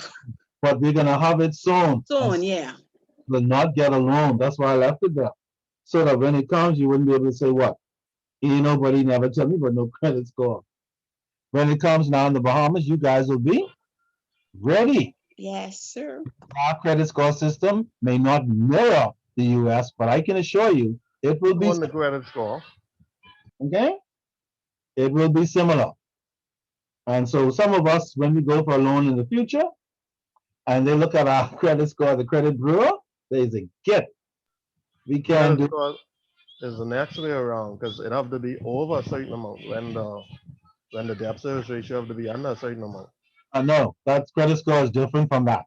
Okay? Credit score is where when the credit bureau comes to the Bahamas, which is coming this year, On they're the going credit, Oh, you mean the all the 300 creditors. to the thing to the 850? yeah, yes, they're going to be rating Bahamians in a similar way. And at some point, we'll be having the credit score discussion just like they have in the United States. Okay? It's very similar. So by the time that comes around, you guys will be able to say, well, yeah, we heard about that. Now let's see how we are doing it in the Commonwealth. But you will not be a stranger to it. Okay? That's the idea. All right. So there's a little discussion about the importance of the credit analysis. We know what it is. It's a breakdown of the information. It helps us to make the loan evaluation using the 5 C's of credit to determine our risk. As you can see, this whole thing is connected. This is not disconnected. All of these things are connected. They come together at the end of the day to help lenders make a decision. Just like when you're dating someone, you don't decide to marry someone just based on one criteria. I hope you would look at various criteria. Lenders do the same thing. Look at all these things: the 5 C's, the credit analysis, the credit risk issues, all of these things, all the other stuff we talked about, background checks, all. Okay. Then they make an evaluation. So, like for example, if a girl is dating a guy, the first thing she want to know is, do you have a job? Do you have any money in the bank? See, like that's the same. What she's doing is evaluating you. Do you like your mother? And stuff like that. So, I don't like my mother. See, mother said, I mean, like my mother either. Like that. Then she might panic and run. All right, bad credit. So it's kind of like that in terms of the evaluation process. Okay.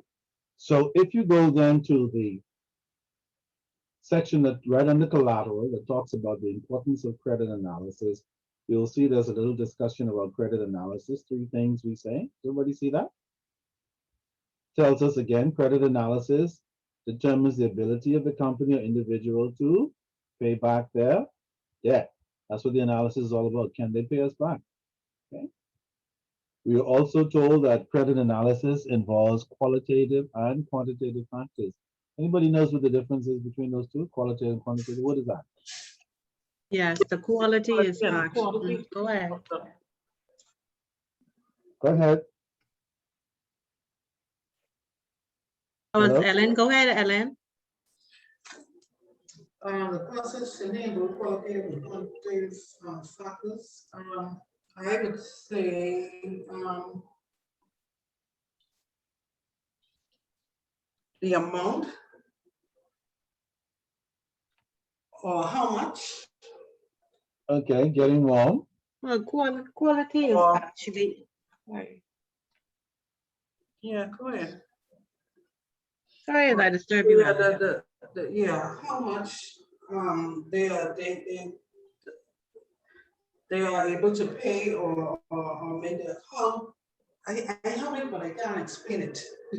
Basically, if they have, like, let's say if you want quality over quantity, instead of taking a vast amount of people, you get people of quality who could actually pay back a loan properly instead of getting a quantity of people who can't.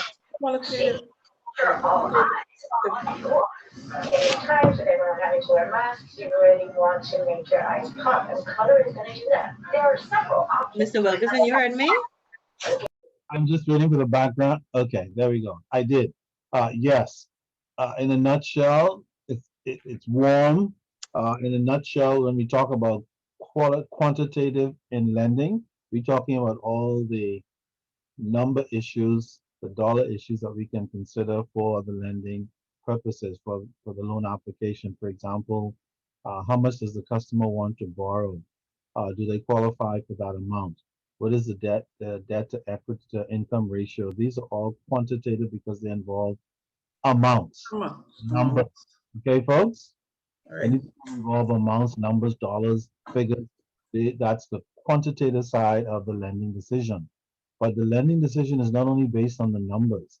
The lending decision is also based on the qualitative side, which is the non-numerical side, such as the 5 C's of credit. You notice in the 5 C's of credit, there are no numbers, correct?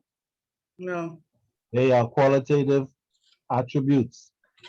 So what the lender does, it looks at what you came in to borrow, the time you wanted, your ability to pay, your salary and all that. They look at all those quantitative things, but that's not the only thing they consider because the quantitative side is not the only thing that will pay the loan. People need character, collateral, and so on, and capacity. Those, yeah, and capital. All right. So you might be strong on the quantitative side and weak on the qualitative side, or you might be strong on qualitative side and weak on the quantitative side. What the lender seeks to do is to create a balance between the two. And hopefully when all of that is done, you're still eligible and you still qualify for credit. That's the whole point. Okay? If you look at the bottom of the page, you'll see also that the credit analysis is used by 3 groups. What are they?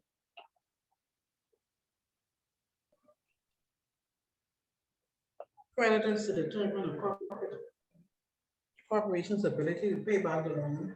Okay. An individual's ability to pay back the loan. Okay. And a corporation's financial ability. So in other words, then this credit analysis has to do with everything concerning ability to repay. Yeah, checking all the things qualitatively and quantitatively in the analysis to see whether you can strike a balance and this customer will not create too much risk. Okay? That's the whole point behind the credit analysis.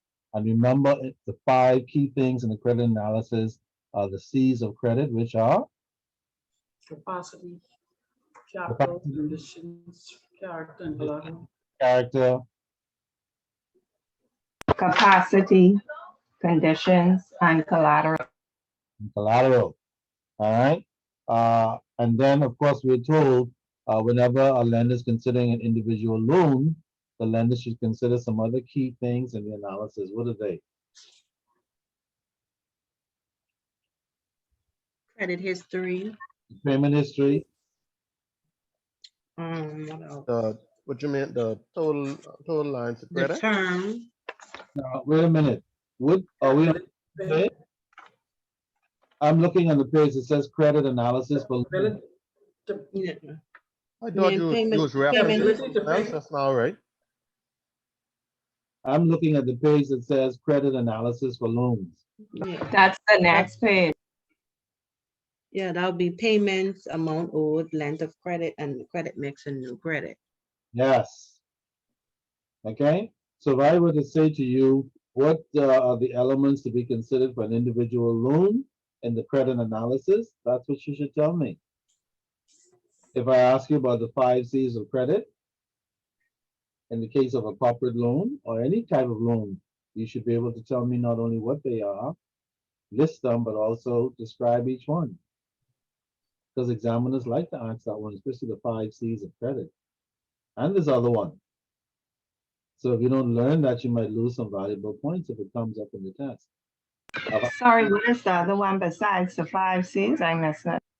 What's the other one other than 5? Elements. The elements of individual loans. What are they again? Payment history, amount owed, length of credit, credit mix, and new credit. Indeed. So if I ask any of that stuff, and they fall under credit analysis, right? Mm-hmm. So if I said, when the lender is considering conducting a credit analysis, For corporate loan, just a little bit of background noise. Okay. Oh, gee, on the phone. Sorry. Okay. All right. So if in your analysis I ask you what are the 5 C's of credit for corporate loans, tell me what they are and describe each one. You should be able to tell me. And the elements for individual loans, what are considered in the analysis, you should be able to tell me. All right. The other 2 points that came up, bonds and equity. I don't really want to tie you guys down with bonds and equity for credit collections, number 1. Because that really involves some other stuff. But I will just say what they are in case it shows up on your paper. You won't leave it blank. Bonds are a form of loan. That's why it's here. When a company issues bonds to the public and you buy the bonds from the company, you're actually lending the company money. Okay, folks? That's what I need you to know about bonds. Bonds are a loan because when you buy bonds from a company, you're actually lending them money. Why are you lending them money? Because every 6 months, the company will pay you interest on the bonds. And then when the bond matures in 5, 10, or 20 years, the company will give you the full amount of your principal back. Does everybody get that? Okay, so are bonds like savings or something? Well, yeah, it's a savings for you, but it's a loan for the company who issued it to you. You understand? And you earn interest on bonds? Yes, you do, every 6 months. Okay. And whatever interest you earn, that's it, you put it where? In your what account? Your savings. In your what account? Your savings account. Yeah, or you could just what? Use You the could cash. save it, or you could, But Mr. Wilkerson, also a lot of Bahamians are not familiar. They hear about the central bank bonds, I just gonna but a talk lot about of Bahamians refuse to even invest in them, which is good right. The investment because central bank when I look bonds. at it, when the interest they're paying you every quarter, when you add it up, you really earn on your money.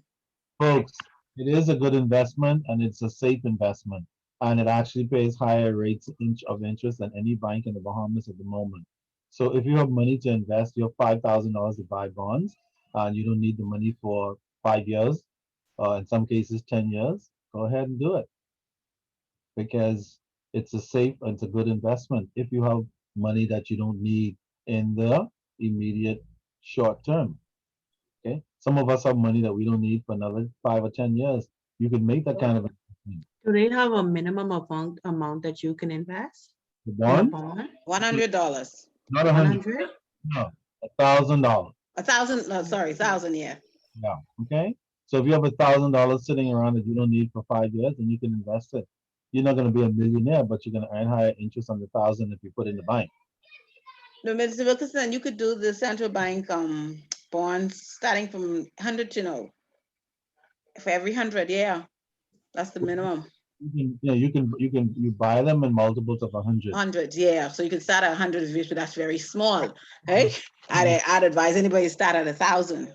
Well, if you're buying it from the central bank, they allow you to buy 100, but that's not a practical thing to do. Yeah. Most entities, including most central banks, require that you make a minimum investment of $1,000 or more. Okay, so that's your bond. Whenever And I have another question, Mr. Wilkinson. Mhm. What all institutions can offer bonds? Just Uh, lending institutions? no, not at all. Any company or any central bank. Any company or any central bank. And you say a bond is like a loan for a business? I mean, when you buy bonds with a business, that's like a loan for them? Yes. Okay.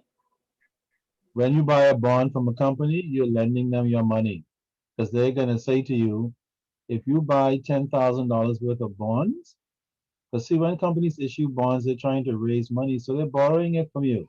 Does that make sense? Is that a form of dividends? Or No, that's different? that's different. It's funny. If you go to JS Johnson and they say we're selling bonds, will you buy $10,000 worth after this discussion? The reason JS Johnson is doing that is because they need money for one reason or another. So they come to the public and say, we are selling bonds. Mm. If you buy their bonds and they get enough money that they need, then they stop selling. And I know Island Lock had something like that going on in 2019. yeah, and so for anybody who purchased those bonds, every 6 months they will pay you interest. And when the bond period is over, or after 5 or 10 years, depending on how long the bond is for, then you will get whatever amount you invested back. So it's an investment for you, and it's a loan for the company who's issuing the bonds. Okay, that's the only thing you need to know at this stage of the game. I That's have a question. question. Hmm. Go Oh, ahead. okay. I was gonna ask which companies would you recommend buying bonds It depends. from? In the Bahamas? Yes. Well, again, it depends. Usually what we do is this. Ideally, you should buy bonds from what we call reputable companies that have been around for a while. If a company is just starting up and you have money to take a risk, you could buy the bonds, but I wouldn't suggest it unless you feel risky. You follow? So if somebody comes to you and say, hey, we're starting up a technology company, a doggone manufacturing company, a pantyhose again. The chicks don't wear pantyhose, now we're gonna lose money. And that may not be a good investment. You see what I mean?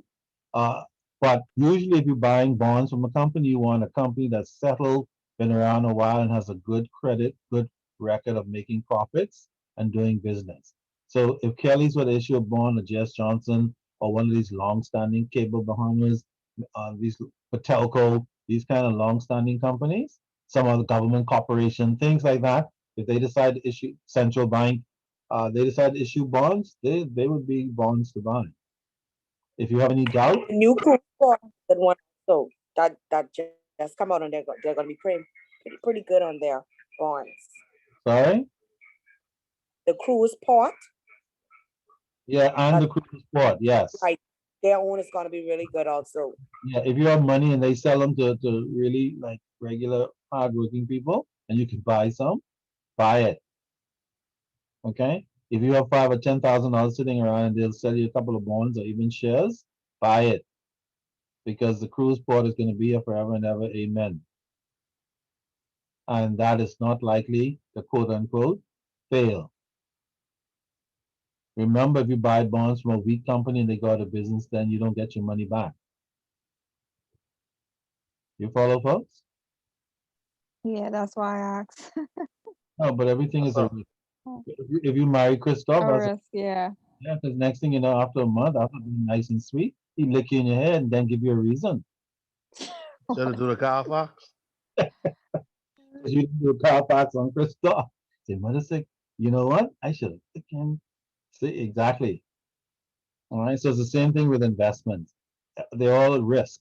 You just have to try to shop around, invest in strong companies that have been around a long time, that do their business well, that have good financial results and this stuff. And of course, if there's doubt, speak to a financial advisor, an accountant, or, or any okay, or any broker in the Bahamas, and they're not hard to find before you go ahead and put your money into a particular investment, whether it's a bond or it's equity. Which brings me to my next point on the next page. Lenders also consider equity, and equity is basically whatever shares you own in a company or how many shares a company has outstanding. All right. So if you buy shares in Cable Bahamas or the port, uh, then when they start paying dividends, they'll send you a dividend check once or twice a year. All right. The problem with shares is there's no obligation to pay dividends. When you buy a bond, they have to pay it every 6 months by law. But if you buy shares, the company doesn't have to pay dividends by law. That's something you need to know. Okay. So bonds is when you're lending money to the company. Equity is when you're buying interest in the company. That's the difference. And that's what I need you to know for test purposes, just the difference. Now I see why they say, Mr. Wilkerson, isn't it important if someone get dividends? I mean, the equity, they aren't the first to be on the list for collateral, or if the loan go default or something like that. No, as a matter of fact, they tend to be at the end of the list. Okay? If you are an equity holder, Can you repeat that? I was writing. You said equity is when you purchase shares in a company. And whenever you purchase shares in a company, you become part owner of that company. That's what equity is.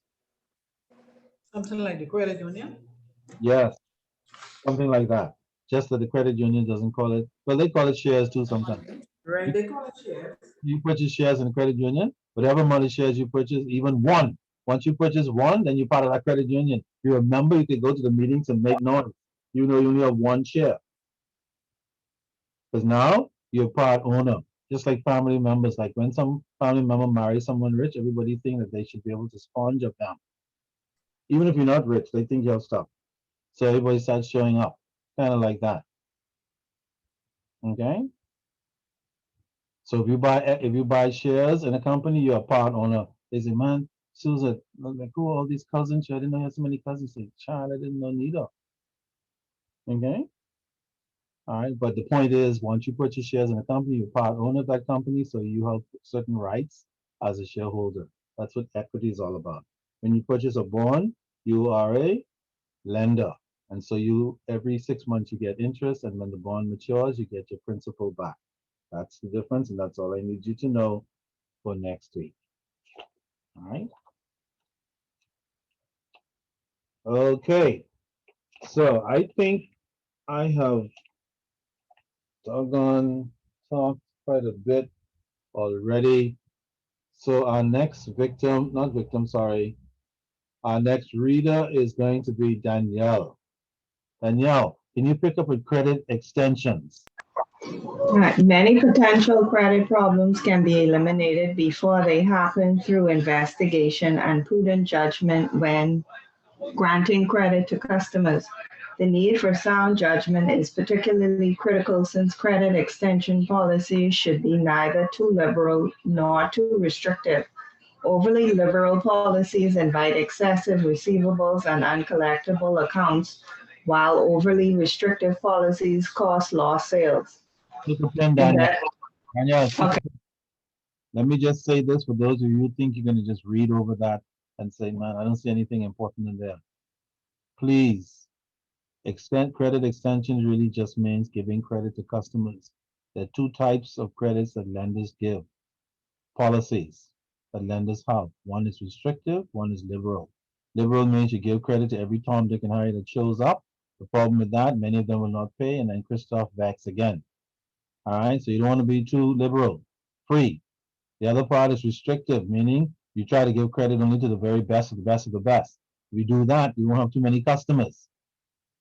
And Christoph will be out of a job, technically. So you don't want your policy to be too liberal, nor too restrictive. As usual, you want to be where? In the middle, more often than not. All right, keep going, Danielle. Investigation. Before you decide, get the facts.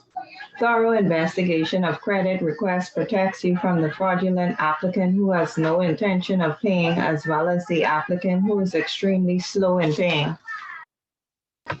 Credit applications. The basic source of information for decisions on credit extensions is the credit application. There are three major factors to consider in evaluating a credit applicant.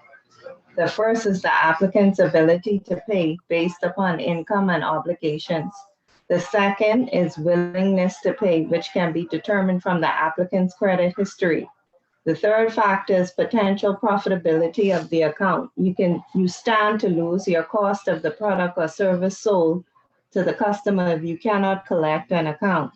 If your cost is relatively high compared to the selling price, then you have to be particularly careful in assessing credit risk. Okay. Okay, sorry. Keep going. Sorry. Application evaluation. Your evaluation of any credit application will depend upon a number of factors. In the case of an individual applicant, you will want to consider the following: employment history, current position, current income, time on job, job security, monthly obligations, example, rent, loan payments, food, utilities, bank balances, personal assets, house, cars, stocks, bonds, etc., credit standing, amount of credit desired. Information verification. Information on credit applications must be verified to ensure that it is correct, current, and complete. A good place to begin is the place of employment to verify that the applicant is employed and that income and time on the job have been reported accurately. Bank references should also be verified. While laws restrict the amount of information that banks can disclose, checking on this information can protect you from obvious fraud and may give you some indication of the applicant's ability to pay. Most banks will confirm the existence of an account and disclose a broad idea of the average balance.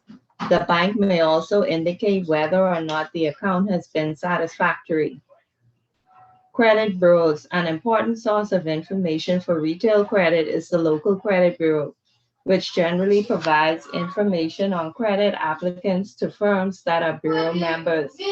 Annual membership fees usually depend upon the size of the business. Besides the membership fee, there is a normal charge for each inquiry on a credit applicant. Your local credit bureau will provide you with details about services and costs. Stability. In situations where the time or cost of a comprehensive credit check is prohibitive, professional credit managers have often found that a quick evaluation can be made based upon the applicant's stability. Stability is determined by the length of continuous employment and residence. This assumes that the person who has been employed for several years on the same job will most likely continue to be employed and therefore will be able to pay. Similarly, continuous residence indicates a desire to maintain standing in the community. There are no hard and fast rules that can tell you who is a good credit risk and who is not. There are cases where the poorest of people pay their bills promptly while the wealthy ignore them. As the owner of a small business, you must combine facts about the applicant with common sense to determine those risks that appear reasonable. Thank you very much, Danielle. Whether you're aware of it or not, in those 2 pages, you said a lot of things. And any vendor in this class or anywhere in the world who does not take them into account, their operation, their company, their institutions will pay the price. And persons in collections also, they will sweat them even more than usual. Excuse All me, right? Mr. Wilkinson. Yes. I have to leave early tonight. Is there anything that I need before I leave? I really have to leave early tonight, What time is early? like now. That's cute. Early is right now. Okay, Leslie. Well, not really. I think I kind of blabbered most of the stuff about the examination next week. I don't know if you said already, but it will be an online examination. Miguel will send a link and give instructions so you can see the examination on your screen, and you will have either a Word document to put your answers in, or you'll be required to write down your answers. And then at the end, you either hit a button and send it directly to him and myself, or if it's something, well, that will be the case because we wouldn't want you to have to scan it and all that stuff. So Okay. the document will be hooked into the exam. Once you're done, you hit the send button to our email addresses, and we will. Okay. Okay. Questions? Anything tonight that we're going over would be on the midterm next week? Yes, you need to read straight through to the end of the chapter, which ends with final credit loan approval. That's where you And if I start. have any questions, I could contact you, right? Absolutely. Okay, All not right. a problem. If you get stuck on anything, send me an email or make contact, and I'm happy to respond to any questions you have. All right. Okay. We shall see you next week, Wednesday, right here at 6 o'clock, all ready to go. Yes, Remember, sir. until the last minute, Leslie, start tonight after you're done with whatever. Okay. Good evening, everyone. Good evening. Good Good night. evening. Good evening. Good evening. All right. So Right. any credit policy that any lender has should seek not to be too restrictive and not to be too liberal. Examiners like to ask that question, like, what's the difference between restrictive and liberal, and what are the consequences of being too liberal and being too restrictive? The answer is not hard. It's only hard if you don't look at it. Okay. If you're a lender, you have to carry out your investigation, check everything in that application, and some things that are not. Because remember, borrowers are not all honest. Some of them do what? Lie, Right. Lie. fraud. Don't be bashful. They lie and they deceive Mhm. in front of your face. So if Especially you're those who are friends and payroll and stuff. like my Grammy would say, yes, that's what's up, which means worse. Okay? Absolutely. And these are the things you may have to check as well, depending on who's sitting in. That's all part of the investigation. Check out your customer. Okay? Check the information of the credit application, make sure it's true and clear. All right. The 3 points that came up under the application, you need to know those 3 points when considering the application. Does anybody remember what the first point is to consider?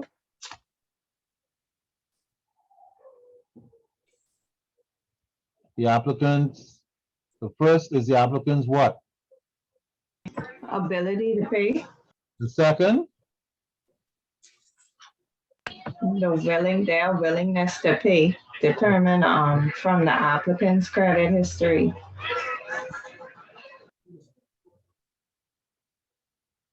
the third,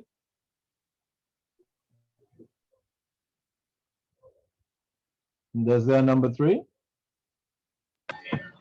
Yeah, it's the profitability of the account. Profitability of the account. In other words, when lenders lend you money, they're not lending it to you for their health. They're lending it to make money, correct? Right. When you pay the loan back, lenders make money. When you don't pay it back, lenders lose money. Simple as that. Okay? So profitability is very important. Lenders want to make a profit on every loan they give. And they need to get the rest of the money back because they're lending you depositors' money. They're not lending you their own money. Did you know that? Did you know that? Yes. Yes, Okay. sir. Yes, sir. A lot of people who don't know that the money that banks lend and credit unions is not the banks and credit unions' money. That's right. It's that deposit that you put in the bank and credit union. That's why they really try to get it back. Mhm. Because if you don't pay back the deposit money, then the lender has their profits, and they don't want to do that. You follow? Yes, sir. For individual applicants, you see a long list of things. Don't let me ask you to list some of them. You said, man, I should have looked at that. The credit bureau discussion has come up again. It's come up because it'll be in the Bahamas very soon. And many of you lenders will be calling that same credit bureau for information on some of your customers. Some of them will be your friends even and family. And based on what comes with our credit bureau, you will not be able to give them a loan unless you circumvent the policy. Because that's You your know if fact. they have a high cost or not, What? What's that? or it's based on the corporation, the credit bureau. They have a high cost? Yeah, to provide the information, they say it's a cost. So the company to provide the information for them, it's not free. No, it's not free because credit union needs money to what? Do business, to gather information and put the information in there. So they'll be hiring staff and computers and all that stuff. No, it's not free. We'll find out what it will cost in due season. Wow, okay. And I hear lenders screaming, they say, thank God the credit bureau is coming. Lenders want it really bad. Because now lenders can find out what customers are doing. So if you lie, the lender will find out when they call it credit bureau. Because the credit bureau is going to get all the loans outstanding and credit cards on everybody in the entire Commonwealth. and put it into that database and then rate it so that they can come up with a score. All right. Lenders like to lend to stable borrowers. If you've been in a job, 7 jobs, and only been 3 months, 6 months, 9 months in each one, lenders are not interested in giving loans to such a person. And you shouldn't, because they're not stable. Because when you give them $5,000 loans for whatever, they might then end up with what? I don't know. Turkey. Is there such a place called Turkey? Yes, sir. Indeed. Okay. So those persons who are not stable, been on the job for less than 2 years or less than 1 year, not a good idea. If they've been on a job for less than 2 years or a year, but they've been working for all their lives, that's a different story. You follow? You can't just look at the time and say, less than a year, go to hell. You have to say, well, where were they before? Well, they were with government for 37 years. Now they just started as a private citizen that they retired, but they don't want to die home sitting around to get another job. All right. And they come to borrow money. So yeah, they've only been there 10 months, but they've worked all their lives. So you have to look at the big picture. All right. Take heed of the summary. We take a moment to remind you that because people have a lot of money, that doesn't mean they pay well. Because people are poor doesn't mean they pay poorly. Some people who make lots of money pay loans very poorly because they have a bad attitude. They're not credit worthy. Some people who make a little bit of money, straw vendors, hotel workers, whoever who make a lot of money, they pay very well because they pay their loans before they eat because they have character. You're And right. if you have poor character, it doesn't matter how much money you make, you're still going to be an egg when time to pay. And if you make a little money and you have character, you will pay your loan first because you don't want nobody to say you didn't pay your loan because you have character. And furthermore, when you need to go back to Bori again, by the way, does anybody know what the proper word for Bahamian Bori is? What does Bori mean? Borrow. Borrow. Oh, Or What kind of You Bahamian? ever find out how borrowing, you, borrowing some money. Yeah, I gotta buy Bori and some money. Exactly. If you leave the Bahamas and you speak like that, they think you're speaking a foreign language, which it is because it's dialect, but it's still English. They'll be over there like in the US or Europe, like Borian? What? They'll be trying to say it, Borian, because they can't really get it. Like, what the hell is that? Okay, it's like a Jamaican speaking patois. All right. So then, that only leaves who's next on my list? Ellen, you're next on the list. Beginning with loan processing. Step-by-step procedures and processing a loan. A checklist. checklist for loan processing department. The loan file is where it all begins. Depending on whether or not you are the loan processor of a larger company or both the loan officer and loan processor of a smaller office, the work of the loan processor starts here with this file, folder. The loan file will contain, you guessed it, the loan application. In addition, it will include comments made by anyone who has had their input in the loan application process, as well as any notes about the potential borrower that was made during the loan interview process. Read through the application comments, notes, and overall loan request. You should make sure that you understand the loan in its entirety before moving forward. If you have any questions about the loan, you need to clarify these issues with the loan officer before moving forward. After you have reviewed the information and have a clear picture of the loan and why the applicant is requesting it, you will enter this information into your company's loan processing computer system. There are many programs out there that your employer will use. Many of them are a combination of homegrown software packages. However, the reason this information needs to be fully entered into the computer system is because fulfilling all the requirements of a successful loan is tedious and deadline specific. The loan processing software you use will keep you on track for the next steps that need to be completed as well as their related deadlines. Once this information has been fully entered into the computer system, you can now proceed to the next step. Now, let me just say this before you go on, Ellen. This is an example of a highly not highly, but considerably computerized lending environment. We have some of it in the Bahamas already. Some other institutions are catching up. Credit unions are catching up, where all the loans information is being done electronically. Soon there will be no loan application on the desk with somebody with a pen. They'll be typing everything into the loan system, and all the information, all the Most of information. the time paperless. Yeah, to some extent, absolutely. Um, and so therefore, all this information that you gather electronically will go into the electronic file, which we call the loan file. Why do we call it the loan file? Because everything you need, documentation, application, job letter, verification documents, whatever it is, will be either in the system already or scanned to the system. And they will comprise the loan file. All right, step number 2. The credit report. In many cases, the credit report may already be provided for you. The loan officer may have already run this report from the beginning before going any further with the loan application process.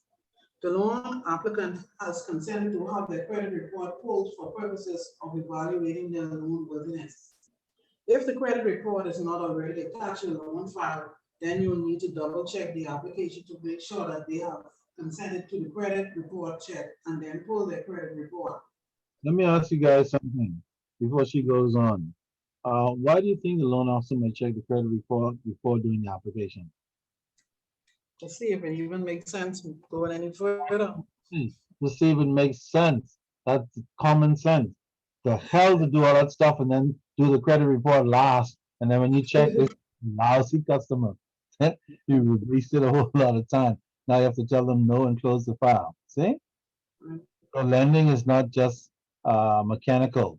Lending has to do with having some smarts, which you learn over time in order to work smart, so you don't end up getting caught with duplication and time wasting activities. Okay, keep going. Most of the credit reports you pull will be stored electronically in your loan processing software. But if not, you can at least 2 copies to attach to the loan file.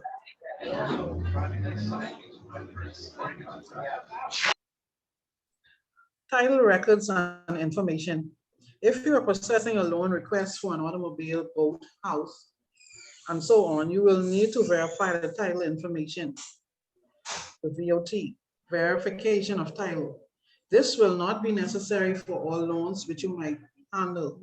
Title verification helps to determine if there's a lien on the object that the borrower is requesting a loan on. Now, somebody raised a question earlier about the lien, and that's where it comes in. Is there any collateral? Does anybody hold any collateral against it before you proceed? Because you don't want to go proceed and hold an asset that already belongs to some other lender. That would be a problem. That means you have second rights and the other lender has first rights, which is a problem for you. So you have to check to see if anybody has any liens or holds against any of the assets that are being put forth as collateral. All right, keep going. Verify income sources. Probably the most important step is to verify all the income, assets, and employment information of the borrower. You need to verify the employment of the borrower, the VOE. You need to verify the income of the borrower, the VOI. You also need to verify the assets listed by the borrower, the VOA, and any other income information required or produced by the borrower. Every lender differs in the way you go about verifying a loan applicant's income. So be sure to follow the procedures of your specific lender. If your lender requires a verification of employment in writing, you will need to request that letter from the loan applicant's employer. For some lenders, pay stubs and W-2 forms are sufficient. And yet for others, simple verbal verification of employment by phone is fine. You need to record each verification that you have made into the loan processing software which you are using. Appraisals, insurances, and inspections. If you have verified all the income and employment sources for the loan applicant, or you are far along in the process and you are only waiting for replies from the necessary parties, You are now ready to continue with the necessary appraisals, proof of insurance, or inspections. These items will vary greatly depending on the state and local laws that govern the loan which the applicant is requesting, as well as the type of loan itself. For example, if you are handling a mortgage loan, you will need to have the property appraised, inspected, get proof that there is no termite presence in some states, and other procedures. What's the deal with the termite thing, anyone? Why is that an issue? Like, do we check? Based on their building code, because they like studying sheetrock or on wood, I guess. Indeed. Do we have a termite requirement in the Bahamas yet? The termite farm? Until when they start eating through blocks, because we have a whole building system different from there. We do. So in the Bahamas, we don't have a termite requirement as part of the lending process because we don't have a termite issue. But You're that's- saying termite farming? sorry, not farming, a termite issue. For example, Oh, sorry. yeah, Some people, in certain states in the US, because they still have these wooden stucco, wooden thing, wooden wood that they build houses with for some reason, still hurricanes and tornadoes, they still wouldn't put up blocks for some reason, certain places. But anyway, because of that, making sure that there are no termites in the building is a requirement before a lender will give you money to purchase that building and hold it as collateral. Because if you purchase a termite infested building, when the people move in, the building might fall down. You don't have any collateral left except the property. You follow? yes. A lot of people don't believe that termites can actually bring an entire building down, literally, if it's made of wood. Okay? Well, they ain't study the Moors, and they ain't from the Moors. They ain't no descendants. So yeah, that's an interesting point. All right, keep going. Loan file review. If there are any mistakes, errors, or oversight, this is when they need to be caught. At this point, the loan process is complete. You have obtained the credit reports from the loan applicant. You have verified all income, deposits, and employment. You have appraised and inspected the property, the vehicle, or other asset if needed. Now you need to check and recheck all of this documentation. If any of this information seems vague, you either need to clarify the information or write in an explanation as to why this information isn't provided in greater detail. This is also where you'll be able to find any red flags in the file. Be sure to highlight or note any red flags that you see before you send it off to the underwriters. Certify and deliver the file. Now that you have reviewed all the information in the loan file and are satisfied with the documentations you have provided and verified, you will now finalize the loan package and deliver it to the lender, underwriter, and manager. In summary, your file should include the loan application. This is the typed and signed application with all information provided by the loan applicant, the credit report, all verifications of employment, income, assets, WTs, pay stubs, tax return, and bank statements. For instance, any valuation reports, inspections and appraisal, proof of insurance, any title reports, particularly noting any liens, and any public legal disclosures, and must be signed by the loan applicant. The final product should be sent, registered, mailed to the appropriate parties, most likely the lender or the underwriter. Of course, that depends on which country you're in. Thank you very much, Ellen, and which jurisdiction you're in and all that. But basically, once those steps are done, the credit officer will then send it up to the loan manager, uh, who is responsible for approving that loan. But you don't want to send anything up to the loan manager until you've done all that work and the credit file is complete. Whether it's an electronic or manual file, you have to do all that stuff first, step by step, and then when you're done, you take it into your loan manager for a decision. Does that mean you don't talk to the loan manager until the whole thing is done? Of course not. While you're in that process, if you have any questions along the way, you do want to talk to them because they're more experienced than the typical junior person who's taking a credit application or junior loan officer, and they might say somewhere along the way that, you know what, check this, check that, do a little bit more here, do a little more there, or by the way, based on this information we have so far, shut this down. This does not make sense anymore. Okay, so that's kind of what things will look like in the real world. But those steps are just designed so that as you study them, it'll give you some indication of what is actually required. And for the most part, lenders at all levels should be following those procedures. Okay. All right, Lavonia, we're back to you again already. Are you there?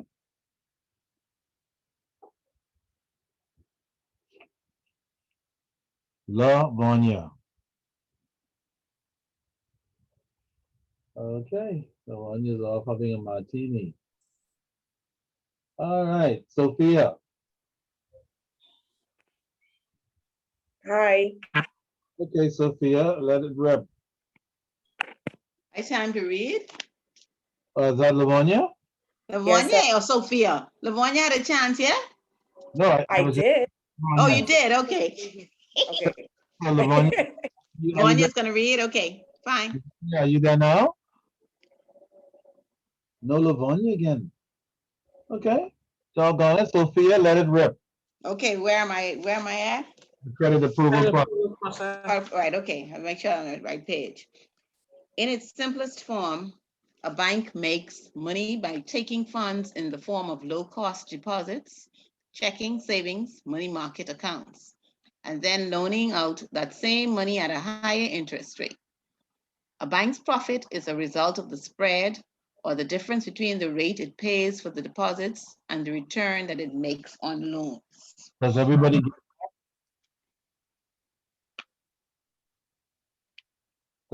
understand that? The spread. No?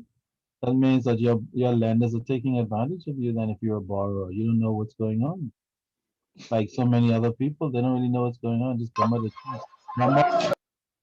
Gum up the check. We don't care People what's are going only interested in borrowing the money and how much I have to pay back, how long I have to pay. That's all people are interested in. Once they can get their funds right away, Yeah, they're not interested in all the back end. unfortunately.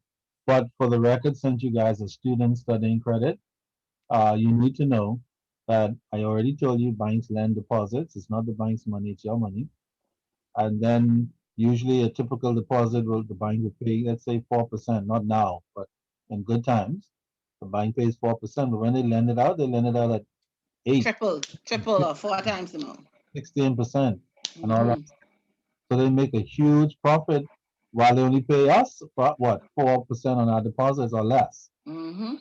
Okay, and that's how they get filthy rich. All right, keep going.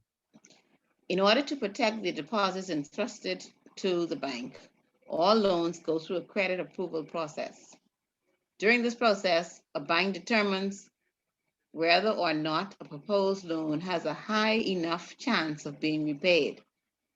If a commercial loan request doesn't make the cut, then it is denied or restructured to reduce the risk to the bank.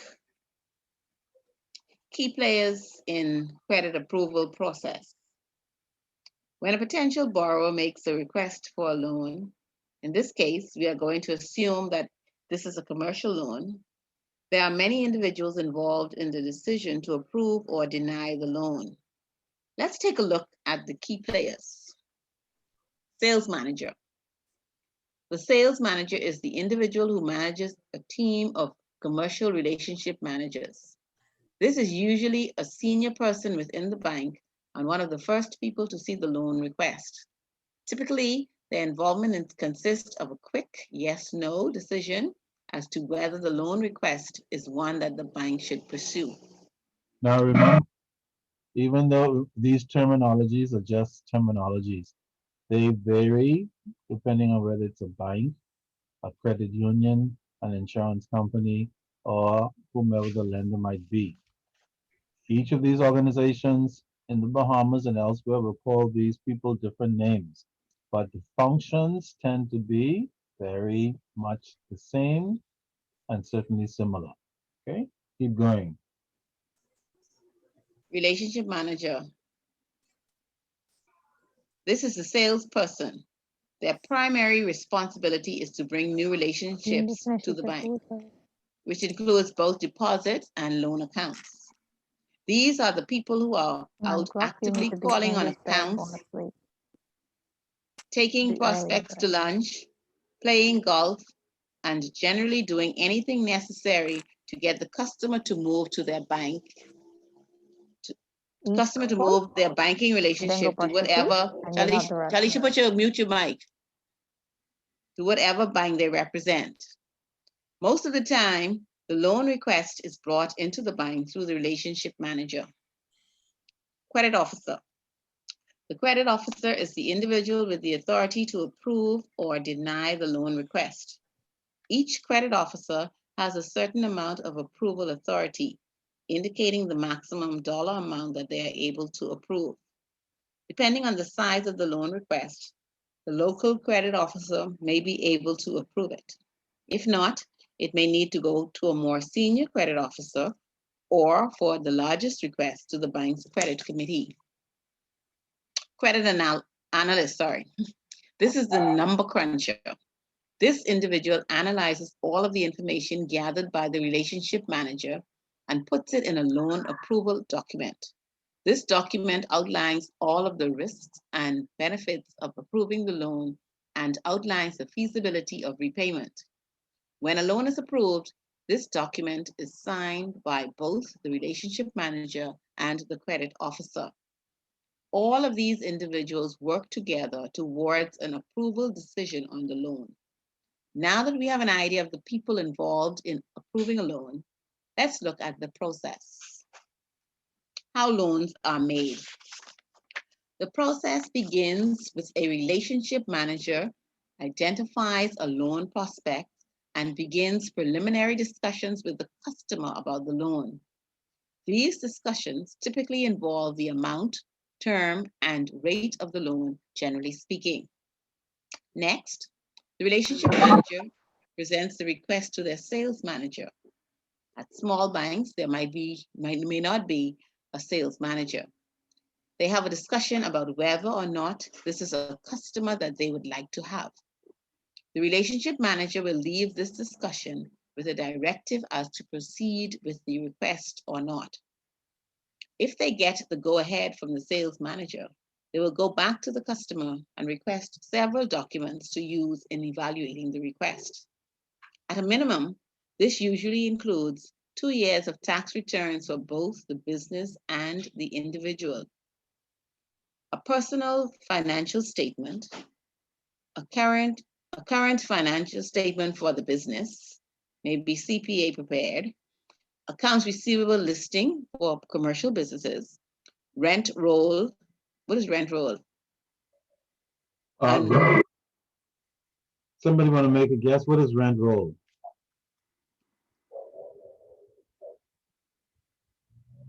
It's just a report. How much they paying for rent? Yeah, and it's just an indication of rental payments. Okay, thanks. And a pro forma for real estate and any other documents that will support the loan request. Now, let me just say this before she goes on, this little paragraph right here is really the kinds of things you'll see in credit collections too, because it talks about the things that lenders will consider for business commercial type loans, as opposed to consumer personal types of loans, with the majority of which we've been discussing so far.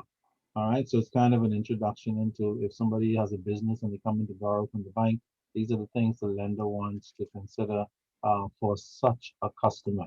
All right, but we'll see more of that later. Keep going. The relationship manager will take all of the above documentation and give it to the credit analyst.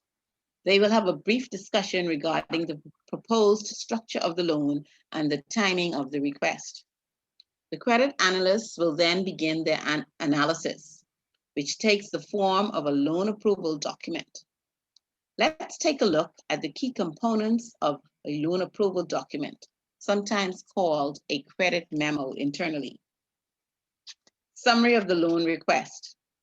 The summary section of the credit memo provides a high-level overview of the request and will include the loan amount, loan term, proposed interest rate, individual corporate guarantors, use of funds, etc. In other words, when anybody looking at this summary can tell at a glance what's the whole proposal is about, and very experienced lenders can tell without even looking at the details sometimes that this is either a good thing for us or A bad thing. yeah, absolutely. There are only two things in the lending business, yes or no. No maybes, no sort of, no could be. no as soon as I get around to it. None of that stuff. It's either yes or no. All right, keep going. Information about the company. This section includes information on who the principals are, how much operating experience they have, how long the company has been in business, what the company does, etc. Industry research. The industry section involves information on what the prevailing trends in the industry are, how the subject company compares to other companies in their industry. What is the industry outlook? Repayment and Sorry, notice I slipped you in the last part of this text on credit. I slipped you into discussion commercial and business. in business types of credit. Yes. So that when you roll into your next session, you will not be a stranger, okay? But for the purposes of your test, you'll only be responsible for the information that's here, all right? Keep going. Keep going. Oh, sorry, repayment analysis.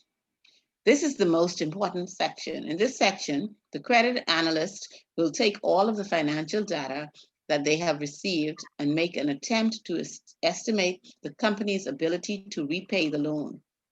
This includes analyzing past data, looking at growth trends, industry trends, proposed loan terms, and certain assumptions that will get them to a number called DSCR, or debt service coverage ratio. The DSCR is the company's free cash flow divided by the estimated debt service on the proposed loan.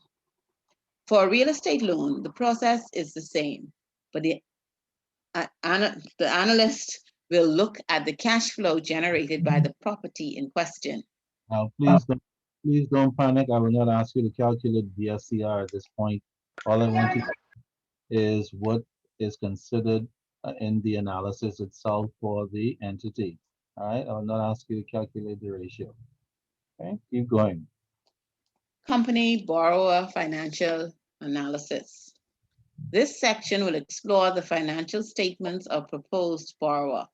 It will look at historical trends, critical ratios, and interim data to determine the financial health of the borrower. Individual guarantor financial analysis.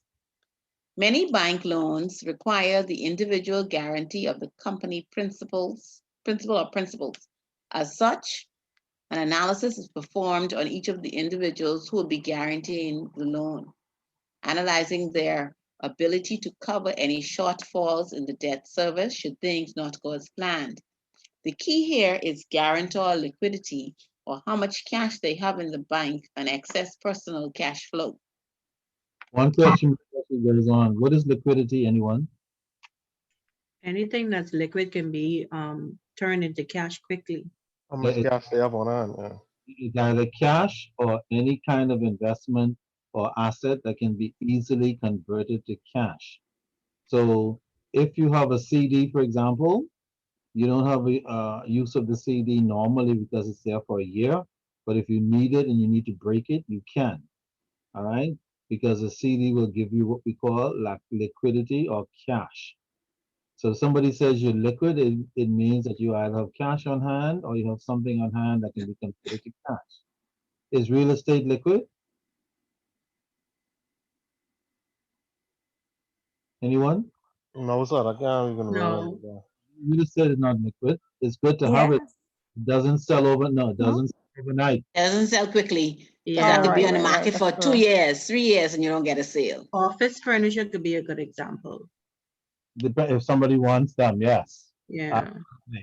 All right. If you have a bond at central bank, for example, and it matures in 5 years, but you know so you need to get your toe some cosmetic something done thereby for some reason to look younger, then you go and break. You could go and break your bond, but it will cost you. You will not get the full 5,000 if you break it before maturity. Okay. But it's liquid enough for you to do that. You could break it and get cash. So the central bank bond and stocks tend to be liquid as well because they can be turned into cash before their maturity dates. Okay. Just throw that in there in case, especially the lenders or anybody who hears the word liquid and when they're like, man, is that water? And they go, maybe, but not in this case. All right, keep going. Relationship analysis. This analyzes the customer's relationship with the bank. Are they a current customer? Do they have deposits? What other loans are outstanding? Once the credit analyst has completed the loan approval document, they will give it to the relationship manager for proofreading. Typically, there will be 2 or 3 rounds of edits, including the proposed loan covenants and language in the document. Final credit or loan approval. Once the analyst and the relationship manager are satisfied with the contents of the loan approval document, they will present it to the credit officer for approval.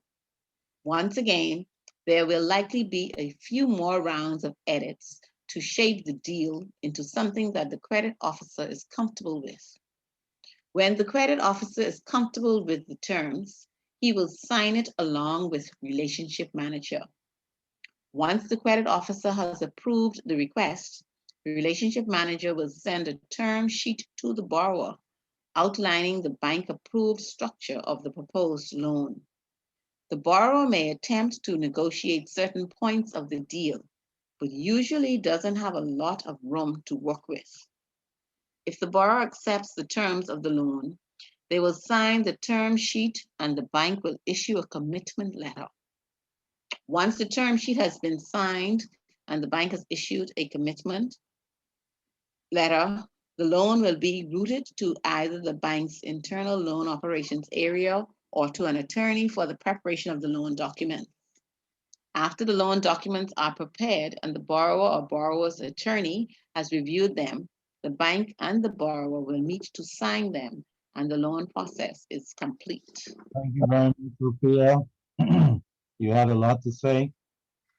And of course, your part of the deal took us from personal lending and consumer lending right into the business type of lending, and even a little short discussion about the mortgage side of things when property is being held as collateral, either to build or buy a home, or just simply holding it as collateral, where the attorneys come in and do the title searches, and then when all is well, everybody signs off, grab the check, and run without even listening to the terms of the loan. Because all we want, as usual, is the check. Money. Yeah, the money, dinero. All right. So that was a pretty interesting transition to loans other than the typical personal consumer loans we were saying earlier. You get a little snapshot of how businesses do loans and even how certain types of mortgages are considered in the lending process. So that brings us to the end of the credit side. So now you know what you have to do for next week. Please immerse yourself. Studying is a very lonely, stinky thing unless you love it for some reason. Like you have that nerdy love. For those of us who don't have that nerdy love for studying, it can be a pain in the butt given all the other things we have to do. However, you are encouraged to please start early, make your notations, cover the material, and just keep going over and over and over until examination time. If you do that diligently, it'll be hard for you not to be successful. It'll just be a matter of how well you do, not whether you passed or not. Okay? Question, sorry. So everything we have to study starts for the test for next week is from the beginning to where we just stopped. Exactly. Okay, from the beginning to where we just stopped. Okay. Also, next week when you're writing your examination, you will have to turn your cameras on. So those of us who have to get all dolled up and all that, please, or if you don't mind being in your natural self, let it rip. It doesn't matter. We just need you to have your camera on because we want to simulate exam conditions so we can see and invigilate the exam as if we were sitting face to face. So, Mr. Wilkinson, we won't be able to, of course, write the exam. Say it again? We won't be able to write the exam, right? You mean on paper? Right. No, you'll have a Word document to type in your answers. Oh, to type in the answers. Okay. Yeah. Okay. Absolutely. That doesn't mean if you have pen and paper available as backup, like something weird might happen. When Miguel comes on next week and start the thing, like who knows what the hell can happen. But hopefully things will go according to schedule. And yes, you will have the exam in front of you and Word document to put in your answers. Type them in. Let me ask you, Ms. Wilkinson, I don't know if any of you had a power outage, but I had a power outage today. So I had to end up going, Mommy, her own out. Then I went to an aunt and her own was off. All in the space of this 3 hours tonight. Now I'm back home. If that happens, what is the repercussion if your electricity goes off? My. It's the same as what would happen if Miguel's electricity goes off and he's administering it electronically. This electricity thing is an issue all of a sudden again. Yeah, because I was shocked tonight when I went to my mommy, she own off too, and I like, wow. Yeah, I thought we were done with that. You know, some folks must be, I don't know, the campaign must have begun, so somebody's hitting the switch or something. I don't know. That's a good question though. Mm-hmm. Um, Or even the internet sometimes, I'm just saying, sometimes your internet link goes out too. yeah, I know. What I would suggest you do, I believe you have the ability to save your document. What I would suggest you do, and we can confirm this with Miguel next week. If you have the ability to save your document as you finish a page or whatever, save it if it's possible.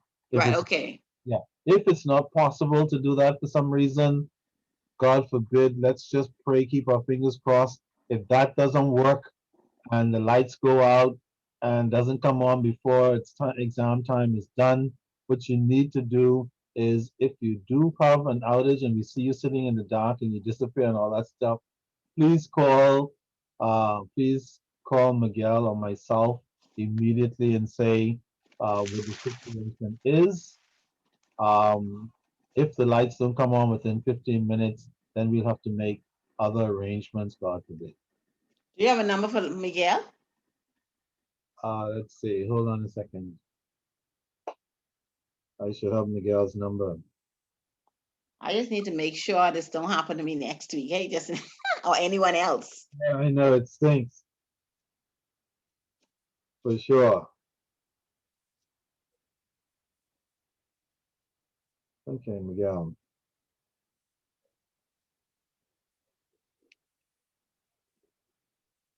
Hmm.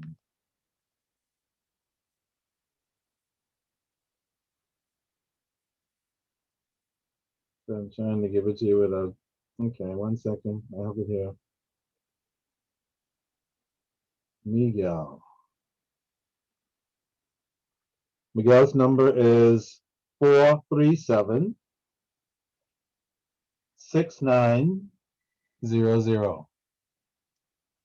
And for those of you who may not have my number for some reason still, it's 565 9551.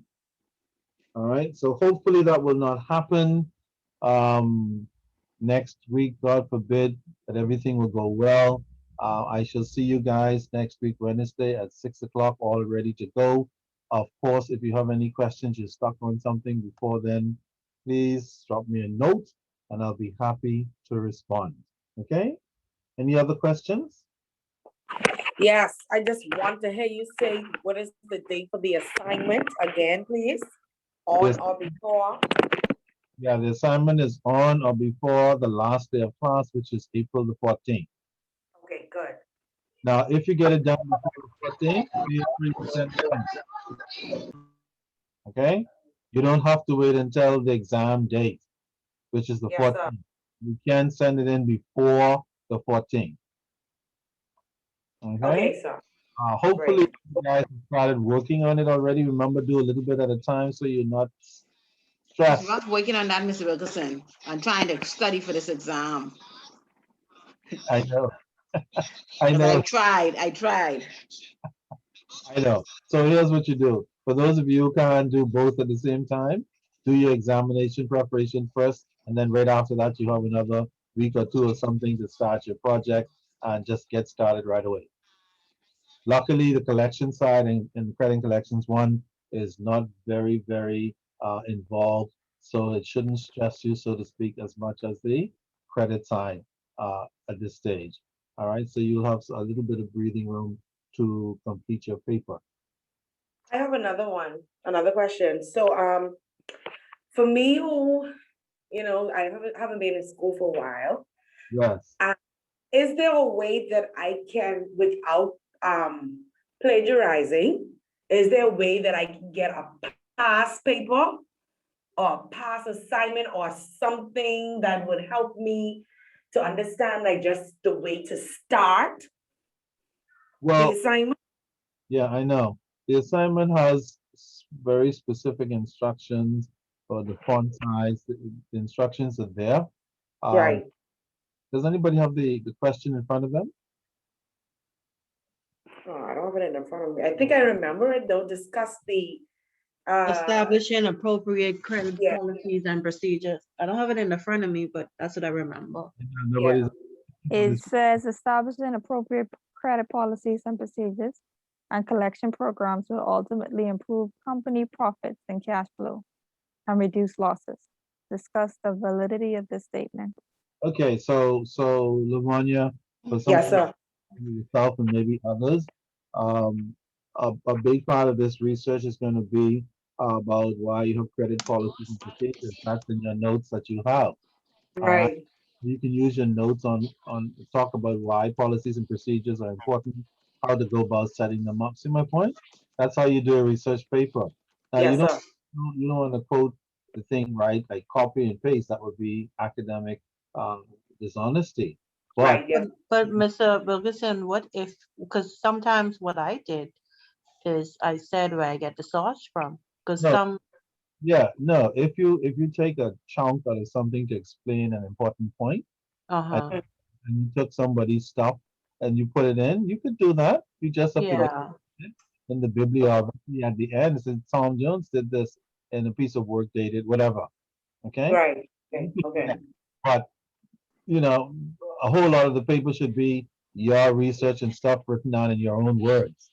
You can Yes, use sir. ideas, but they have to be your words, unless you're actually using somebody's chunk that you'll give them credit for. Okay.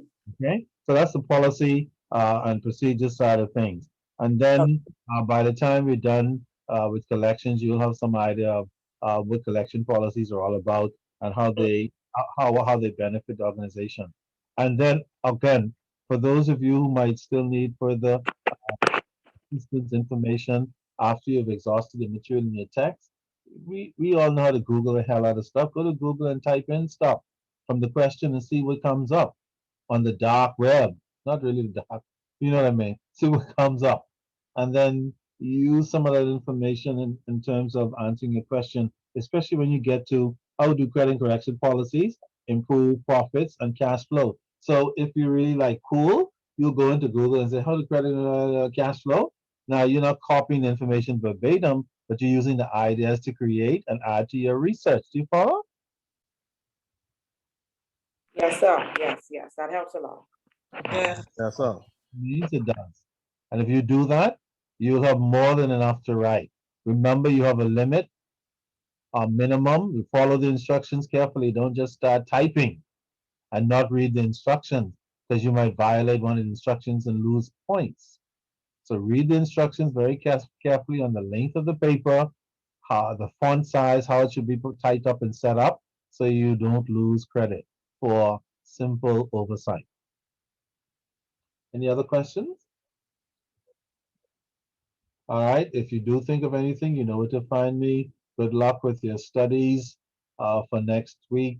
I'm sure you guys will do well. Remember, the secret is to keep going over it over and over. Make notes, make a listing of important um, topic issues and make up certain things, sub issues, the 5 C's, the elements of lenders to individuals to company like that. Make up your own little list, study, study, study until you're sick of it. Then when you're sick of it, take a break and keep doing it until exam time. It stinks, but if you do that, you'll be more successful than if you don't do it. All right? Yes, sir. All right. Good luck, and I'll see you guys next week. All right. Good night. Good night. Good night, Take everybody. Good night. night. Good night, everyone. Good night.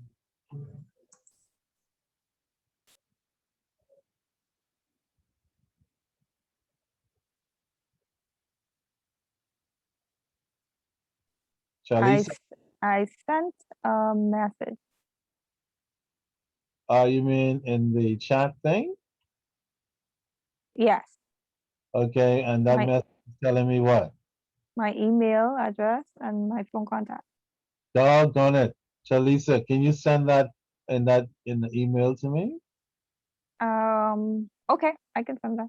You have my email address? Yes, I'll respond to the email you sent me. Yeah, respond to that. Send me that stuff again, please, and any other questions that you might have. Okay, Okay? So that I Okay. can bring you up to scratch. okay. Okay, take care. All right, good night. Thank you. Good night. You're welcome.